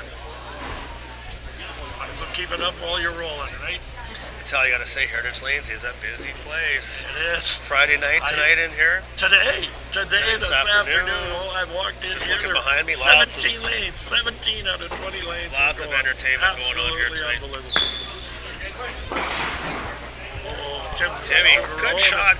Maybe off. forced a little bit with that drop-off result, but got to put the pressure on Kerry. We'll see how he can close the deal here. Whoa, missed the middle. Did that zipped out there. It got there in a hurry. Wide, so he's going to miss. He's going to lose a little bit on the count of the double to Tim. Well, here's our After 7 frames, here's our chop off. Tim does have a 14-point lead, advantage. So we are getting to the point where things need to happen for Kerry. Oh, this is going to catch Kreitz up. Tim cherries the 3-pin and Kreitz picks up the spare. Solid cover there for Kerry. There goes them 14 points. Yep. He is going to be working on that mark, going into the 10th frame. He did build that 9th frame. And Tim's got another. Over top of Tim there. So Tim's got some work to do in the 10th. clean up. So that's going to leave Tim 234 going over to 10. With the strike here, that's going to, Kerry's going to be sitting at 237. So that difference has been made up. Here we go. Big shot there. Huge shot for Kerry. And by Kerry throwing that first ball in the 10th and being a strike, now he's put the pressure back on Tim. So it's how funny this game can change, right? And is it in Tim's head that Kerry always beats him? That could be there that's too. maybe what the banter was about early on in the match. It could be. And he does answer. So ball for ball right now, Kerry's got that 3-point lead. Like I said, it's going to come right down to the last ball. Didn't we say that early on? We did. Again, score's not overly great though. Still not. We're looking at, certainly sub 300. little more pressure on Tim again. He has to answer one more time. Can he do it?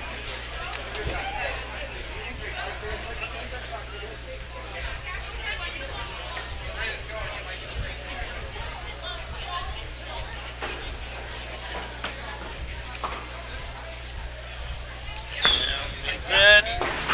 Oh, he got the slider, gets it to go. There's that Heritage Lane's kickback. That Heritage Lane kickback. Kerry wasting no time. He's up there. Pressure back. He ends it. That's it. He ends it. That's it. That's how you finish that That's off. how you can't catch, if you're behind and I throw 3 strikes, you're not catching me. You're not catching me. Oh, the ends with a chop off. What a great match. What a great match. Hey, and you know what? Finally a point for Innovator. Yes, Innovator. 7 points to 3 now. So Our next game coming up is a trio match. So it'll be 3 players and just total pinfalls. 3 team players. So okay, so they're each going to be playing their own game. Yep. So each player is going to be playing a 10-frame game. And total points for the team of so 3 we should be trios. looking at a 900 total, right? Okay. At least. Okay. We'll be back with that right away.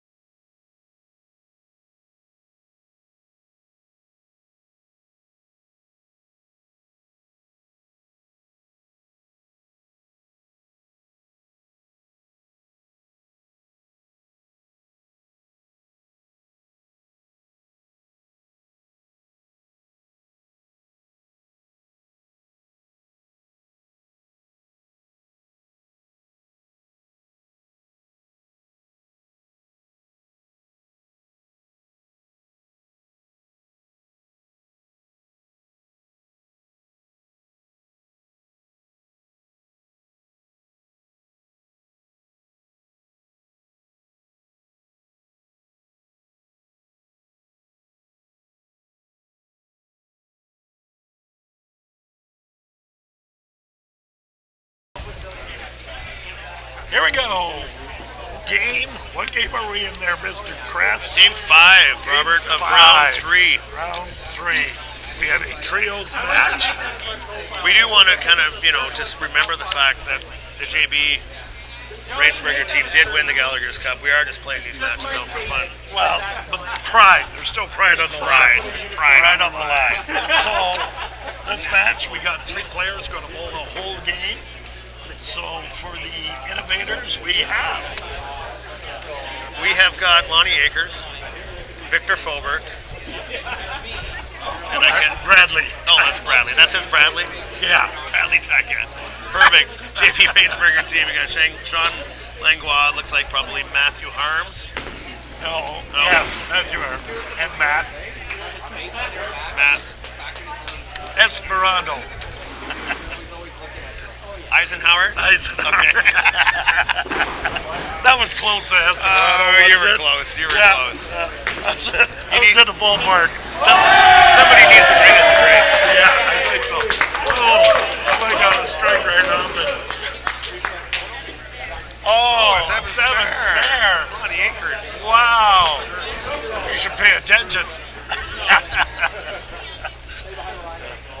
Sean sneaks up there and throws We a got strike. we got a little insight there from Julie Kreitz helping us out. She was probably blocking our way. We couldn't see. So this game's going to be a little slower paced, I would think. Yeah, a little bit. Yeah. Three players Three playing a solid players, game. yeah. They all got their own game. So these aren't individual matches. No. These are team matches, One team right? total. One trio team total is going to be determining the one single point. 900 to 855. It would be nice if the innovators, maybe 95. I'm going to pull for the innovators. You this think game. so? Should we? Let's try and make this Okay. close. All right. At least respectable, right? When we got to announce it. Get some respect back.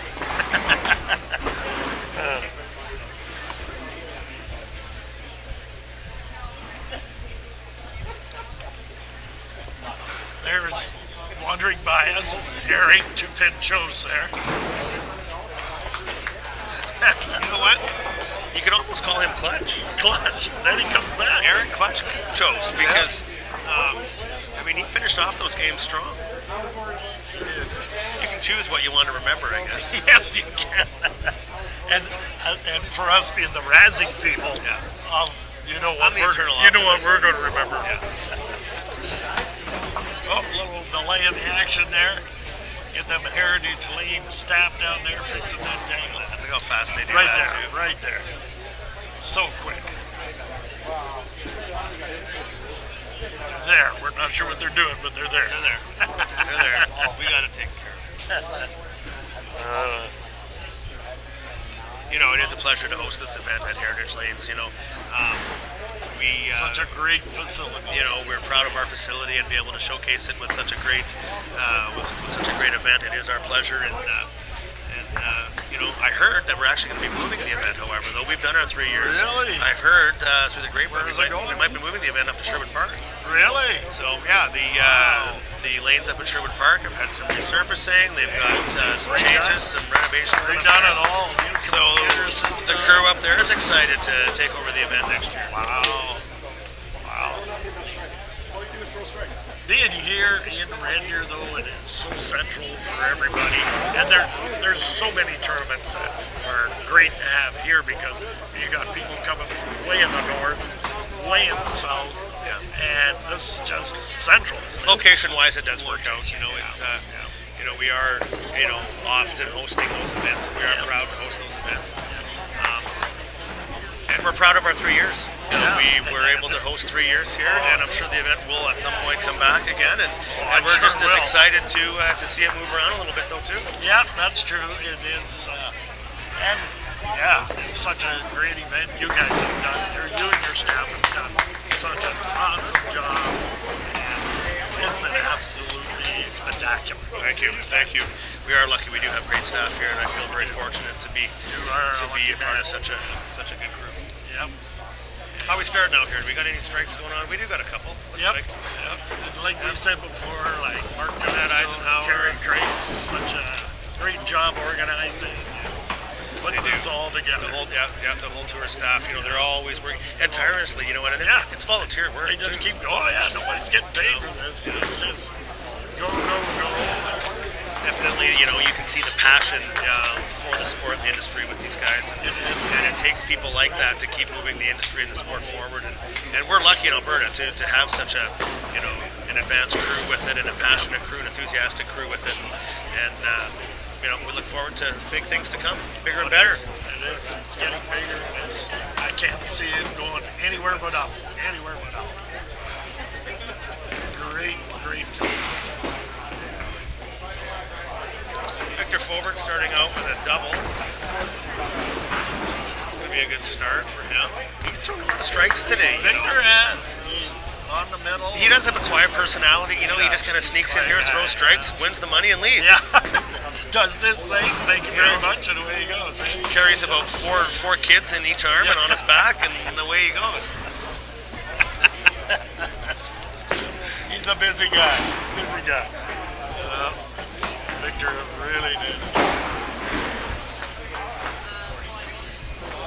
I gotta say, this is the first time. No, we've seen everybody, but these guys haven't thrown for a while. I haven't seen Matt Arms throw for a while. And They've been sitting, and again, no warm up. There's no warm up Get up there, go. Matt Eisenhower's gotten off to a slow start, but we haven't seen him throw for a while. I think he's the only left-hander in the field in the event tonight. Is he? I think so, yeah. Possibly could be right. So he could be throwing a different lane pattern than everybody too, right? I mean, his ball could be coming in with a little different angle. Yep.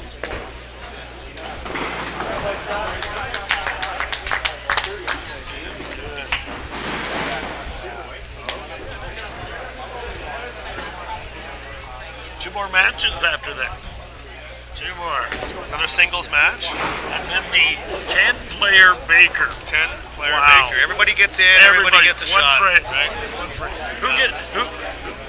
Who gets to bowl that 10th frame? Who you betting on? Who you betting on? I'm thinking For the innovators. I don't know. I mean, we'll have to see. I would think innovators. I'd probably go with Victor Fulmer. Okay. Probably Adam Weber. Probably for JB. I'm definitely thinking Adam Weber. You know. And yeah, Victor, maybe I think Mr. Crates, you know, possibly. in those types of events and in team events too, I think there are positions that guys feel more comfortable playing. Yeah. You know, you definitely have your lead-off type bowlers. You do have your anchor type bowlers. And, typically, Guys that want to just hide. guys that just want to kind of want to hide in the lineup. Yeah. I think typically you probably put your more experienced players in that 5th anchor spot, but or in this case maybe the 10th frame. That's where I'm going with that. Yeah, but I know Victor has been an anchor bowler for. I've played out some teams with him, and you want those guys that kind of keep a calm demeanor too. You know, they don't get too high, they don't get too low. Yeah. Those two individuals that we mentioned, Adam and Victor, I think fit that mold pretty well. That's right. Yeah, that's probably a good call. Probably a safe bet. If you were a betting man. And Adam, No. I'll leave that up to you. I'm not very good at it. I do wager, I just don't win a lot. Okay. Any other roll Third here? frame. Victor ended his roll, did he? Yeah, he left the corner, but he spared it though. He spared it, so he's still on. Whoa, what do we got going on there? Lonnie? There's a strike for Lonnie finally. There we go. It's a close match too. We're not quite the halfway mark. It is early. Yeah. We've been talking all night about the meat of the game is that 8, 9, 10. And it's funny how many changes in result we've seen throughout those 8th, 9th, and 10th frames. Having that lead at the halfway mark doesn't necessarily mean you're going to win the match. That's for sure. That is for sure. There's Victor, solid. Solid as all heck. I don't think he's missed the middle at all tonight. If he has. He's got a really simple style though too. He does. He's a big man, but it is compact. It's a simple 3-step approach, and it's something that's repeatable. It's something that he can repeat under pressure. And I think maybe we've noticed a few times guys that have the extended, the larger deliveries, the power deliveries. Maybe there's more room for error in those pressure situations. Yep, for sure. And like you say, Victor throws the same ball every time. There's consistency Same there. step, smooth. Can't even hear it go down the lane. Great event. A couple doubles on the go for JB Rain's team. The enthusiasm has tamed down a bit. Innovators on a team 4-bagger here, it looks like, up to Lonnie Akers to keep that roll going. And he does. I've won a lot of tournaments with Lonnie over the years, and I tell you, you want to see a guy that can throw strikes in bunches. It's Lonnie. He's one of them. We were at the CBC Championships, I think it was the last year they hosted it. And I tell you, he can throw strikes when it counts. So they've continued. The innovator group has kind of found a little groove here. Strikes can be contagious too, Robert. That is true. On a team especially, eh? Team for sure. There we go. There's another one. Wow. Oh, clutch. Oh, Victor comes in, steals the money, and leaves, right? Maybe the guys are kind of loosening up a little bit too. They've kind of felt They know it's over. Yeah, they kind of. What the heck? Pressure's off Go now. out there, Let's just throw some balls. go through the motions, Have some right? fun. Yeah. Bug the other guys a little bit. There you go.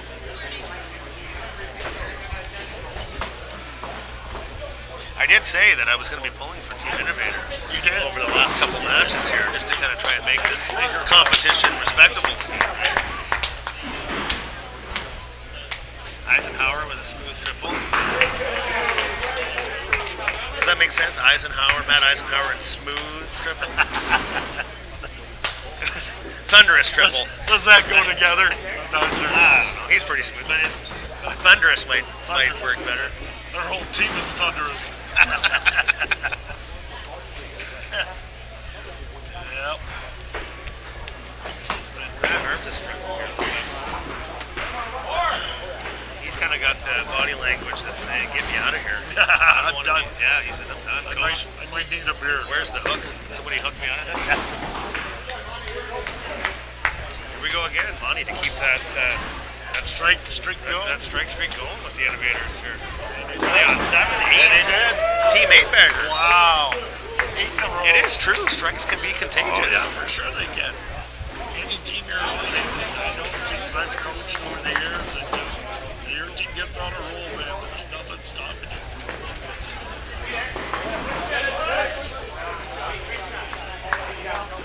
One for 9.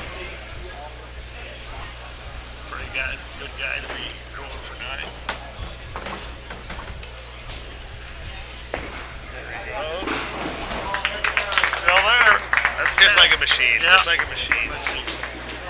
Any young bowlers out there that want to, copy or model a style, I mean, that would be Victor Fober would that's be a the guy. style Yep. that you would want to model yourself after for sure. 3-step approach. Kids, we try to coach them to do that way, but everybody eventually finds their own relaxed steps, whether it be 3, 4, 2, And they're all come across down the middle. Lots lots of different styles, So right? many I mean, different styles. when you look at these guys, regardless of their style, regardless of how many steps they take, whether it's a hook ball, it's a backup ball, everybody is throwing the ball on balance, right? When they're at that release point, they're down, they've got good bend, good extension, and they're on balance. Balance and follow through so much. It's such a big part of the game. Holy, they are on fire. That's 10. 10 in a row. That's 10 for them.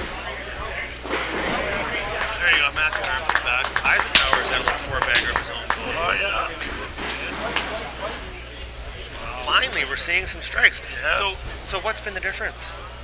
The pressure. The pressure. There's no pressure Right? now. There is no pressure now. They're throwing bombs. Right? They know it's over. Lonnie left one. They Left the right corner. He did. Well, that's a pretty good run by the team. Yeah, Like, pretty good. Pretty good. Is it the subconscious thought that they know that the event is over, the competition's over? Just get up there and throw them The all. Gallagher's Cup is in the arms of the JP Rainsberger. Now we're seeing strikes. We're seeing orders. Yeah. We're But it's both some teams good are games striking. there too. There's gonna be some good totals on this one, for sure.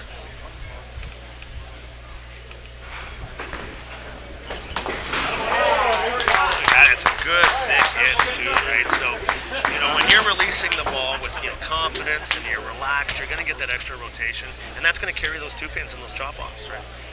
That's 5 in a row for him. Victor is a little off balance there on that one. He stepped out of that approach, and the result was a head pin.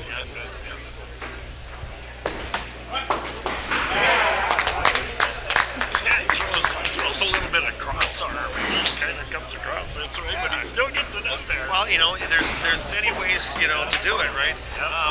But when you look at the basics of it, he's still on balance. He still has good arm extension from the foul. Yep. Victor cleaning up his nets, trying to. That's a solid start. 219 after 7. I think any of these guys will take that score any given day. Yep.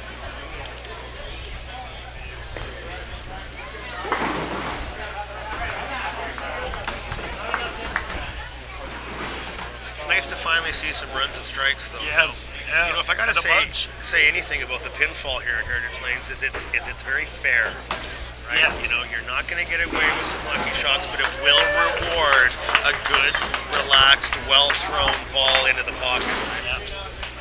as you know, there we go. Bradley T gets a 5-bagger. We got a 5-bagger of Van Eisenhower. You know, it'll be interesting to see tomorrow how these guys can control their nerves. Yeah. You know, we've got over $12,000 in prize money they're going to be playing for. And I think the guy that wins the event is going to be the guy that's going to be the guy that's going to win the That handles the pressure.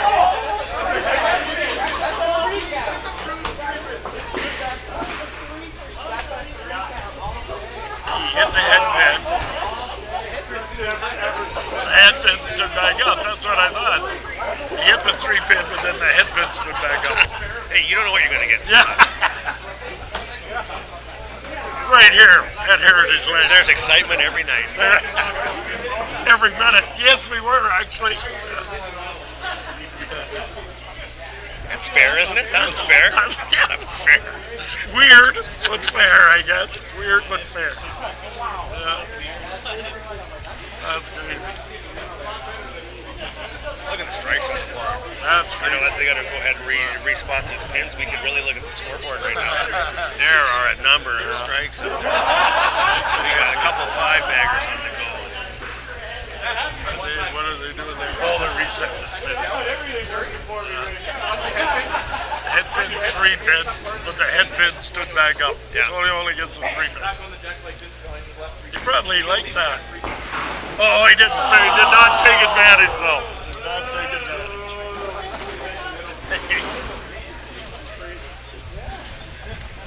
That's different. Not sure that I've ever seen that kind of pin reaction. Yeah, I'm not sure how that stood right back up. Hey, you want to see it for the first time, you come to Heritage There you Race. go. Well, it'll be on TV forever now. You can play it over and over and over. There, that's his 6th one for Eisenhower.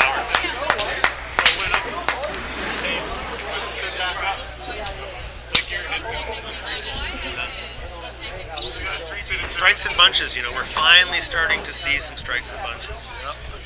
It's taken, so where are we at here?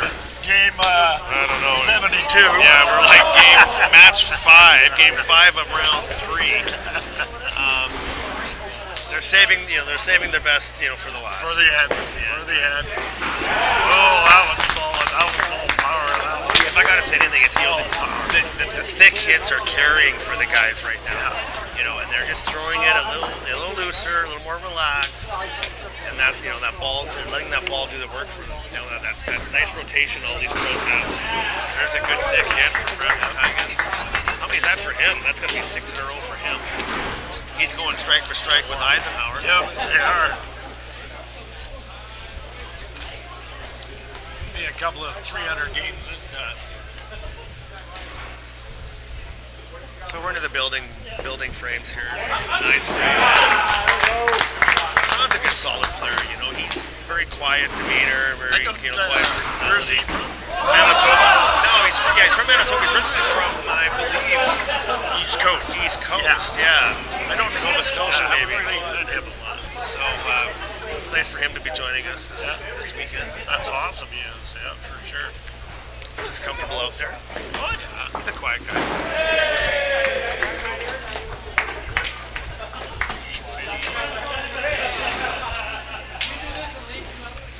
Is he bowling tomorrow?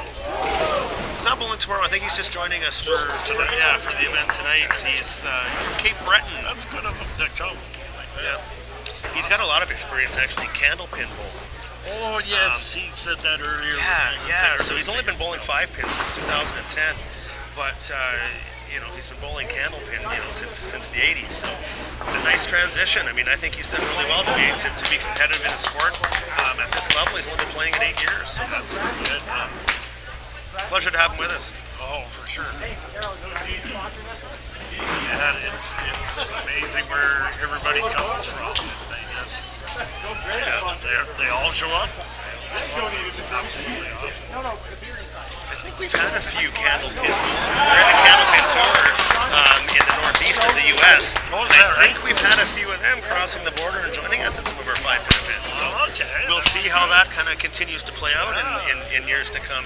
If we can get more events heading east, maybe we can get some more of the candlepin bowlers joining us.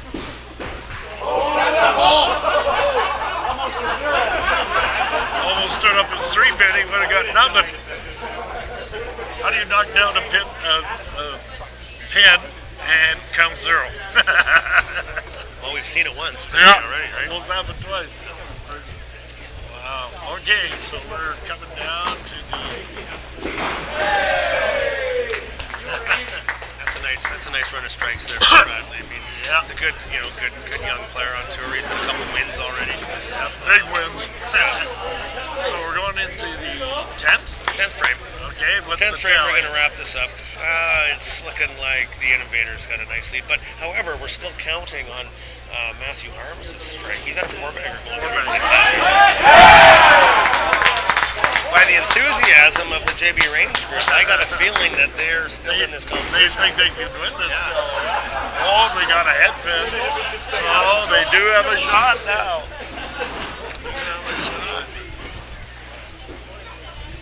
They're about 180 points back, but like I said, we're not counting a four-bagger. That's right. Counting on. We'll have to see how the scene actually plays out when we get to that third bowler. He throws a strike on that. That's almost your 180 right there. Whoa.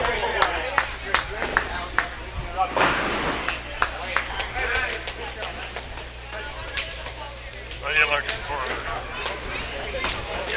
There we go. Coming down. Yep.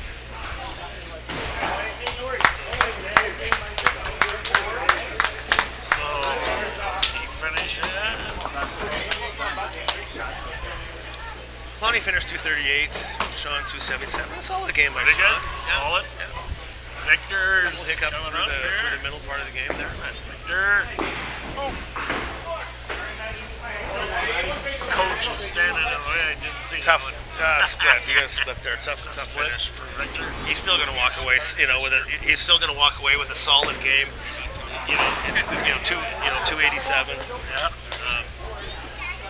I think it's probably put the Innovators probably in command for for winning this match. So hey, that's who I'm pulling for. All right. Moving forward. They're right back in it. Yep. Might be too little, too late, but well, it is. At least it's going to be respectable. Close. Yeah. Keep it close.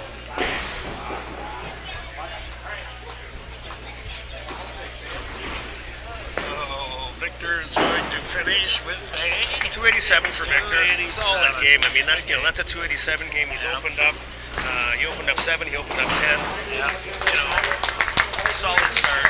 And that ends up with a 310. 310. Tough finishing. 300. Hey, finally we got a 300. Not that bad. Tough finish. He opened up 10. Yeah. Miss. But I think he'll be happy with that game when it's all said and done. For sure. So interesting to see here how this is going to finish out. Hey, there he goes. He throws that strike. I got a feeling that the JB Rainsberger group is still probably going to have a chance to win this match. It would be nice if we had some totals there. My math isn't good enough to be able to figure it out. That's 45, 90, 90, 135. That's not counted there. So we're looking at 135, so it's about 819 and 832. And we're strike for strike here. We're going strike for strike. He gets another one. Strike. Oh, that might have done her. 854. He's going to have 859. Yeah. And they've got 862. The Innovators again. Close. They just needed a little bit of help from my side. Yeah. Cheering them on a little You just bit. had to cheer them on a little more. So what do we got in our next match coming up? We have Singles match. another singles match. Singles match. And then the finale event. And a solid game. I just want What do you get there? 352. Oh, wait a minute. What do we got here? They did. They won by 2. JB came back. Came back to win by 2. No, I spoke too soon. You did.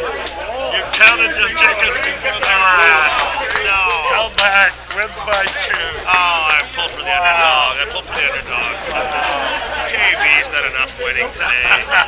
What a great finish. All right, so that Holy. so that leaves the total points right now at 8-3. Yeah. JB Rainsberger group. We got a singles match coming up. Good for them. Okay, Good for everyone, them. Who we here's got a couple going more on rounds here? to go here, but I just want everyone to make sure that they stick around after each team. We have a couple things to present. We want to take pictures. etc. Awesome.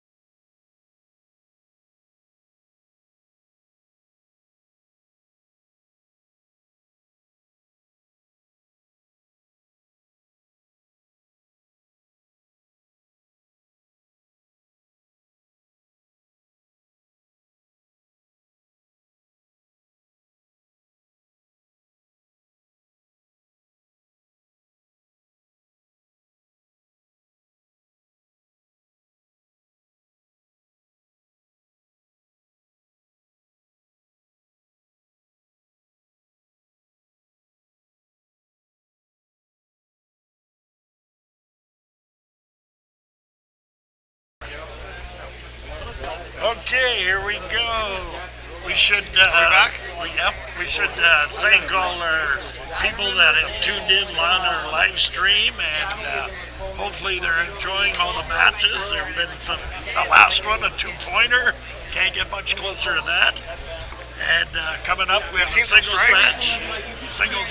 We got one of the best strikers in the game coming up, Adam Weber, and he's taking on Danny Bear. So it looks like Adam's going to get this underway. Our second last match. Adam is a guy that that does he pounds the middle, hits the middle. He's very accurate. When he gets on a roll, look out, right? A little thin on that one. He is the defending the current national champion. He is. Danny Bear comes out of Regina. He's a good solid player. He where was he at in our standings? He was the number 12 qualifier to get into the tour championship. Just snuck in. Snuck in. But missed the bit. Hey, you just got to get in, man. Get in. You just got to get in. Somebody said that a long time ago. You just got to get in. Just got to get in. We'll see how we'll see how this plays out. Again, pace is always going to be a factor when it gets to this point too. Yep. Experience. I think Danny's, he's been around the game long enough now. I mean, he still is a young man, but I think he's had enough competitive, and he's got national experience. Oh yeah. He's going to, hold his own. And let me tell you, going back to what we said before, a win at any time over the current national champion is going to be a win that you're going to remember, right? That's exactly right. Anytime you go up against Adam Weber and you pick up a win, I mean, this might be, your cap. It might be, for fun, and we wrapped up the Gallaugher Cup champions. It's still a win. Hey, I guarantee you, these guys want to beat each other as bad as anything. When he goes home and somebody says, "How'd you do?" I beat Adam Weber. There you go. that's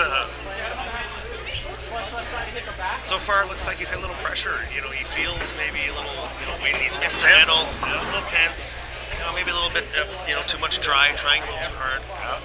He's missed the middle once. He's been heavy on the middle once. Gotta get up there, relax. Adam, a couple solid left corner spares. You know, Adam, you know, as talented as he is, he's also a really good grinder. Yeah. You know, never give up. You know, plodding his way through. I mean, you know, the old adage, you know, the cream rises to the top. I mean, it does with Adam. It does, yeah. And Adam's always calculating too. He knows what he needs all the time. The more he needs, the more he concentrates, gets out there. I think he gets the job done. He understands his own game really well. Yeah. That's, you know, what I'd like to see from a lot more of our younger players. Them owning their own game and them understanding their own game. You know, you don't always have to have a coach standing beside you or behind you to make adjustments, right? The quicker you can make an adjustment on the lane yourself, you know, it's going to see you through those crucial situations. That's right. Because lots of times nobody's there to help you. Nobody's there to help you, right? Especially if you're coming from Regina or Manitoba. Like, you got friends here, but there ain't guys going to be standing behind your back saying, do this, do That's that. the thing, right? especially on tour, right? On tour. I mean, it's a completely individual event. It is.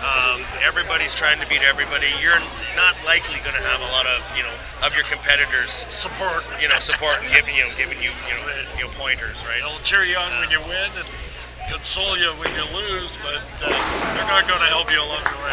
Adam looks pretty solid here. You know, he's 4 for 4 on the middle, and with these guys just playing the match, the entire match on a single lane, He figures it out fairly a quick. player, you know, a thoughtful player like Adam is going to be able to find that lane and make those adjustments real quick. Danny finally puts one in there. It's good. Matching doubles here. It's going to keep this match interesting. It's going to quick match. It's going to be a quick match. I think Adam's known to be more of a methodical player. I mean, you might just simply say slow. Yeah. But Not Gene Seabarth slow. well, that could be debatable. I think. Oh, can it? Yeah. Oh, okay. We'll see. Sorry, Gino. You know, but I think it is because he is such a cerebral player, and he is, you know, going through the thought process and really analyzing each of his throws, right? Yeah. And that type of trait relates a lot to your personality, right? If you're a fast, anxious person in your everyday life, you're probably going to bowl that way. I look at a guy like Lynn Howell, you know, he's one of the coaches here, you know, for the team innovator. I mean, he's a fast-paced, high-energy individual. He bowls the same way. Yeah. Both players punching head pins. Slow down on the old scoreboard a little bit. Whoops. And the 2-pin.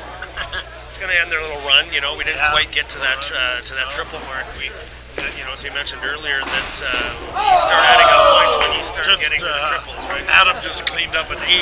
Nice. 3-2. My specialty. There you go. 3 times in one game, I heard. Yeah. Both players have completed the 5th frame. We've got 103 for Danny Bear out of Regina, Adam Weber out of Gallaugher, out of Edmonton, sorry. Edmonton, 131. So, you know, 28-point match. Yeah. But again, we're only at the halfway mark. Mark. What have we been saying all day? Turns, yeah. That's right. It turns, doesn't it, Rob? It turns so many times. You know, the meat of the game is until those 8th, 9th, 10th frames, right? So,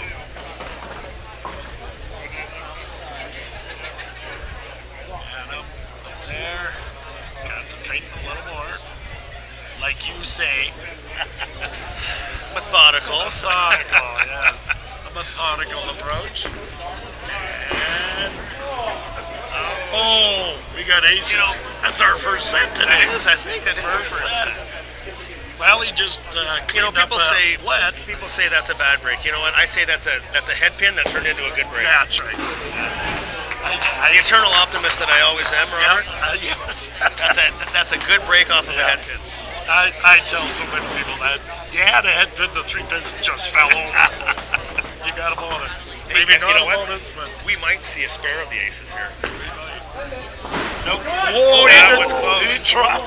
He did try. There's a guy that, you know, Wow. Adam has enough rotation and speed on his ball where he could have kicked that. He damn near kicked that 2 pin It was over there. close. It was close.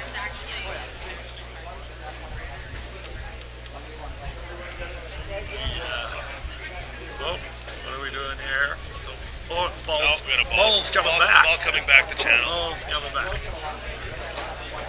Too much power. Clearly, there was some power and there was some rotation on it.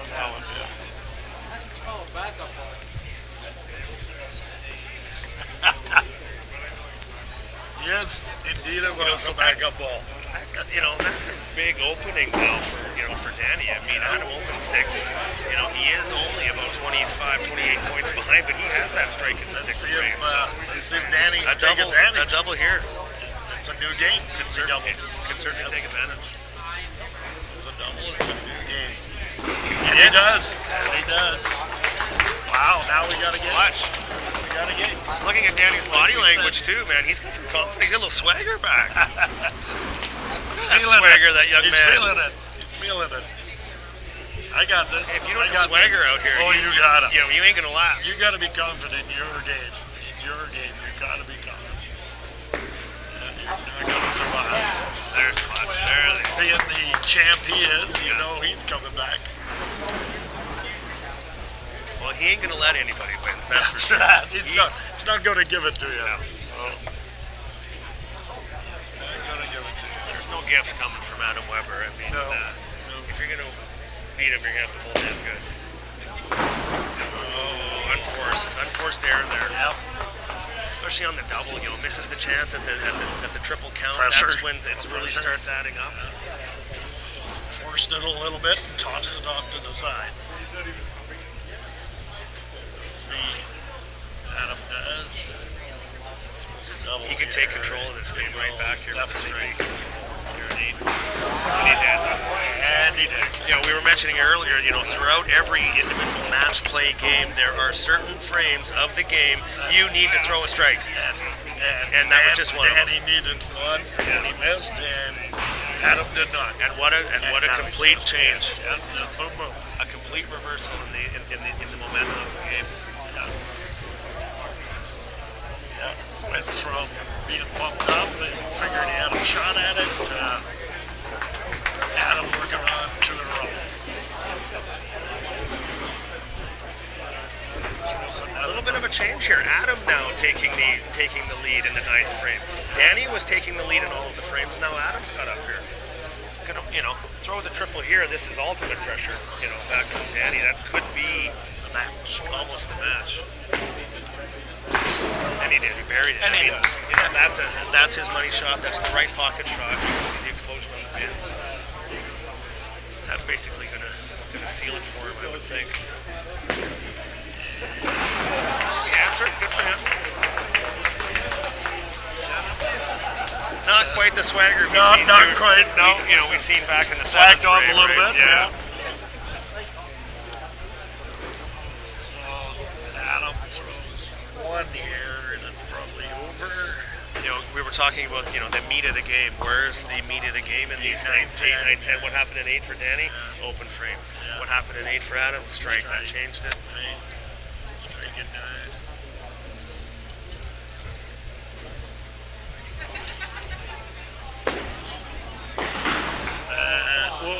High on left the to right. A little high on the hit there. Yeah, Got the count though. yeah, and that's That's going to be it. Basically, gonna do it. Yeah. Danny's going to strike out here for 264. Adam gets the spare for 264 with a ball in Ball hand. in hand. Yeah. So, another one for JB. So we're coming down to our finale, buddy. It's been a good day. It has been a good day. It's gone quick, man. Yeah, it has. Just you and me sitting around talking, eh? And all these empty drink bottles around us right now. We're on TV. We don't drink, remember?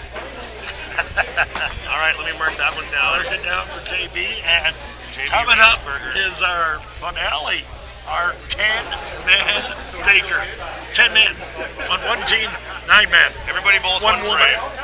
There we go. That's 9 right. men. That's right. Got to get Tracy Tracy Smith is in the field. Yep. So This will be a good way to wrap it up. You know, it's going to be fast. and they're going to have fun. They're going to have fun with it. If you miss the middle, I think you might be getting razzed a little bit. They might even have side bets going to who gets what. So Daddy Bear's just finishing up this. A double. On a double, yeah. Good game for him. There we go. Triple, Yeah. 264. Pressure's off again, Yeah. though, right? Like, Yeah, you that's know, right. it's funny how you see the guys throw the great shots But it's over. when that pressure's not quite there on it, right? We've seen it. I mean, I don't mean to be Danny, but we've seen it on everybody today, right? Adam throws a strike to finish well. 294 for Adam. Yep. Solid Good job. game. Solid game. Good match. That's basically that guy's competitive average, I'm sure. Yes. Yes, for You know, sure. and it's going to be respectable for Danny Yep. here. I hope he gets a straight here. I missed it. You know what? 254 is still a solid game. Yep. And like we said, it's another win for the JB Racebreaker team. 9-3 is where we're at now, Robert. Heading in It's to a the last it's match. a good old-fashioned whooping. Yeah. But anyway, they're having a good time, and we're coming to the 10-man baker. 9-man, 1 woman. We'll be back with that one pretty quick.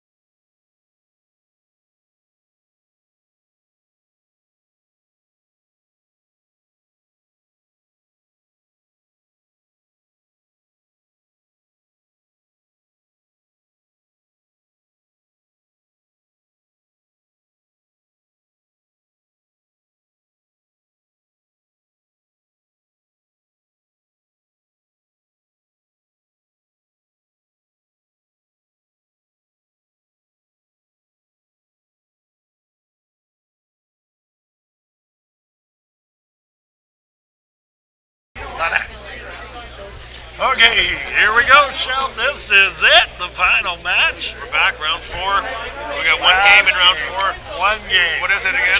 10 people. Bakers, 1 frame each. I just talked to Eric Chose. He said expect a 2-pin in frame 3. Frame 3. So, obviously he's going He's third. calling a shot. He's calling a shot. Here we go. Who we got up first? It's looking like Adam. I got a feeling this game could go rather fast. I think so. Is Adam going first? No. He is. Oh, hey, he was supposed to be my pick to go to Yeah. 10th frame. Well, you Who got, else did I pick? Victor. you got that one wrong. Yeah, no kidding. Wow. Oh, maybe. The only thing I got right today was Gary Baird's right corner pin. And I got it right. You did. Well, they're all practice Correct. sliding. I got it Oh, correct. they might be switching lanes in this game because they're sliding on both sides. Now we got JB's on that side. Oh, man, we all messed up. Oh, Innovators on yeah. this side. Okay. Oh, they did move them around. Okay. Well, we've been looking at the heavyweights here Yeah. all day, so it's about time we switch it up. Well, we can see through to the pinfall now. Yeah. Smaller people on this team. Who went first? Gary Craig's And he's done. His game is over. He throws a ball before we even know what's going on. And it's over. Who's throwing over there? Adam Weber. Leaves a right corner. What do we got now?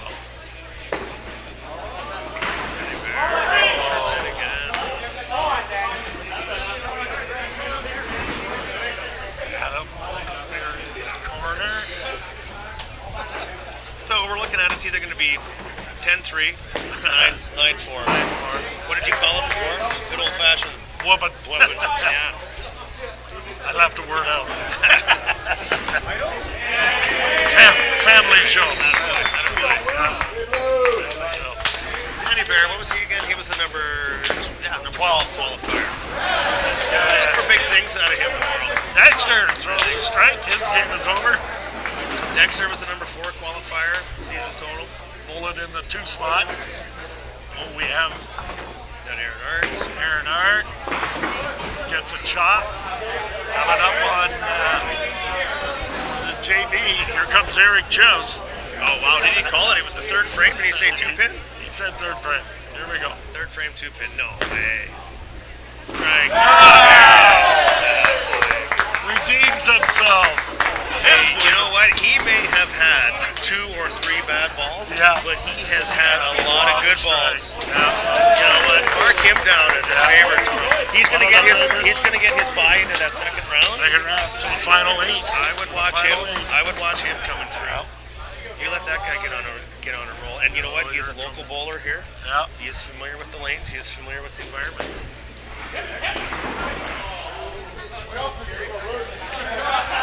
Gary Barrett, he just threw a ball there. Left corner. Another local bowler tomorrow. Should have an advantage. He was the 9th seed. Season ended. Is this Gary's? I think this is Gary's first appearance in the Tour Championship. I think it could be right. No, it looks like I think maybe back in second. It's his 2016, 2017. Gary was the number 12 qualifier. Yeah. So I should just maybe read my sheet. there we go. That's a good plan. It's okay. Yeah. Gary is a former traditional Open champion at Heritage Lanes here as well. Looking back on these sheets here, a lot of different people. Jennifer Baker was in it one time. Yep. Freddie, Matt Schultz, Kevin Halsworth. We've had some good contingents, and representing all Gary areas Cole. of the country. That's good. Well, it's so tough on the tour. Like, you get different winners every time. Tim Wiseman dumps out a 3-pin. He's going to be happy about that, isn't he? Tim's the number 11 qualifier from season standings, so he will be playing in the first round tomorrow. He will be. There's a guy though that if he gets on a roll, he does have that fast pace. He throws strikes in bunches. He'll be playing Tyler in the first round. Tyler Tigan. I tell you, we got lots of exciting matches coming up tomorrow afternoon. I encourage anybody, Central Alberta area to come down here. Tickets are available at the door. What are they? $10? $10. Hey, that's pretty affordable. And we need to support local bowlers. They're going to need your support here. Let's see if we can keep this championship in Central Alberta. Let's fill them. We got the stands. There's stands here. We got the bleachers. Bleachers and Heritage has put in. Yep. Let's fill them up, people. So come on down for sure. You're going to see some great action and a lot of prize money given away. $12,900 is what we're going to be dishing out tomorrow afternoon. So it's a lot of movement.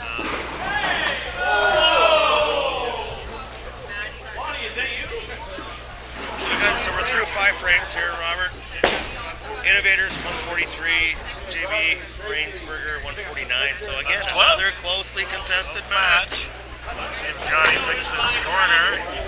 Have we been keeping track of who's been bowling here? Because it's going to come down to the 10th frame. I don't know.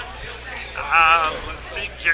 Haven't seen Gary Barrett yet. Yeah, Gary Barrett's been up there. He did throw? Yeah. Have we seen Victor Flores throw yet? No, we have not. You might be right on that one. We'll see. I got a feeling it's going to come right down to the 10th frame. Having a little fun out there, the boys are. There's it. Maybe they threw in. No, Tracy is coming up in this frame. So tomorrow afternoon, what time does the action get started? The action starts 12 noon. 12 noon. Don't be late here. Get here early, make sure you get a spot. Good spot. It is going to be bleachers. televised. So if you want to know the results, first hand, You have to be here. get down here. Otherwise, you're going to have to watch it. You'll be watching it on YouTube. We're going to air these on a weekly basis throughout the fall series. Yep. We won't be able to find out the winner until mid-October. Everything's hush-hush, so if you want to find out the results and find out who the winners are, you're going to be down here tomorrow. Okay, we got... Oh, there's Victor. There's Victor. He was It's not in the 10th. Yeah, it's not the 10th. Not the 10th. No, not the 10th. 9th. So who's the 10th? Looks like it's Who's left. left? You know what? I think it's JB Rainsberger is walking away with this match too. Man, oh man. Okay, 10th frame for JB is Sean Langlois. It is Sean Langlois. East Coaster candle pinner. Tough hit. And our 10th frame over Tyler here. Tiga. Wow, there's a guy you could have in the 10th. Yeah, That's a good guy to have. However, it's not going to mean anything. Oh, he punched. And now it's definitely over, right? It's over. So it's going to work out. JB's going to win this Gallagher's Cup 10 points to 3. Wow. Wow. The heavyweight division pulls through. Yeah, the heavyweights, no kidding. The heavyweights dinner. They could have won on the football field and the bowling on the lanes. lanes. On the lanes. Lanes and the field. Well, Shelby, coming down to the end here, it's been a pleasure. Thank you very much. It has been a pleasure, Robert. Thank you very much. You know, we couldn't have a better name on this cup. I appreciate it. I feel privileged to have been sitting here next with you today. It's been a great afternoon. It's been a lot of fun. We've seen some good bowling. We've seen some not so good bowling. But you know what? We anticipate a lot of good bowling tomorrow afternoon. So let's see everybody down here. It's going to be great bowling. Thanks again, Robert. You betcha, Shelby. We will do Thank it you again. very much.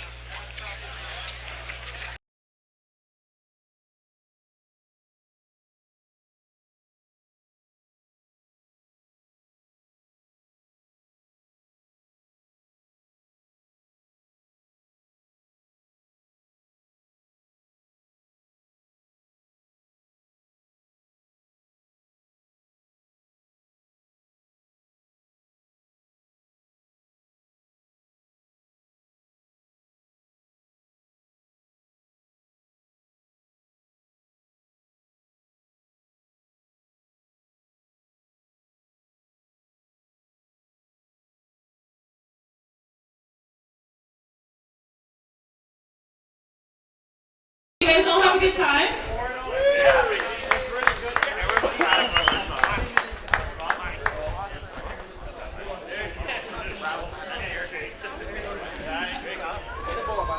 Good sportsmanship going on here.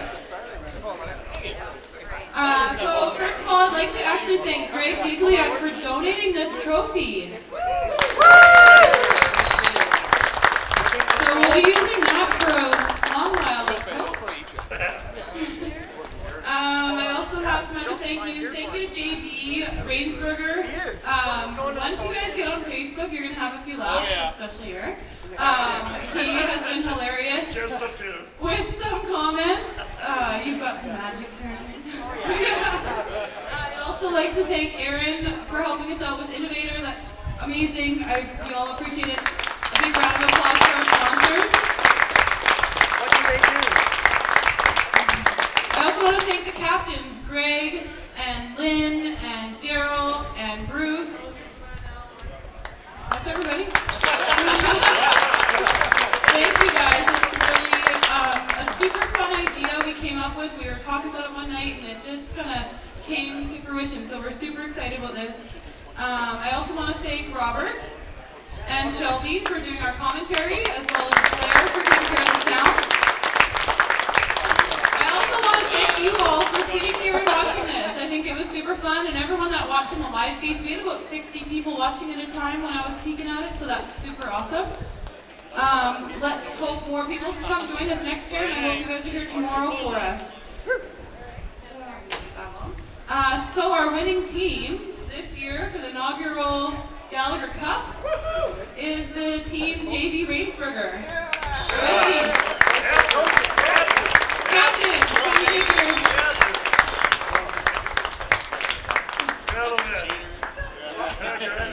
Congratulations. you're outside, I was carrying. All right. What's that? For you guys. Tim, you always know I better want a winner, buddy. And then nobody leave. We want to get some pictures of everybody so we can post on Facebook and all that. All right. Come get your cup, So team. come on up. And thanks again, everybody. It was awesome. It was so fun.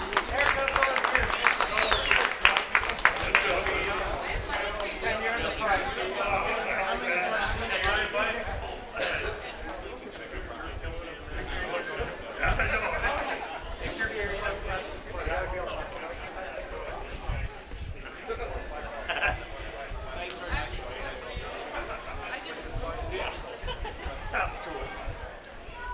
That's good. That's awesome.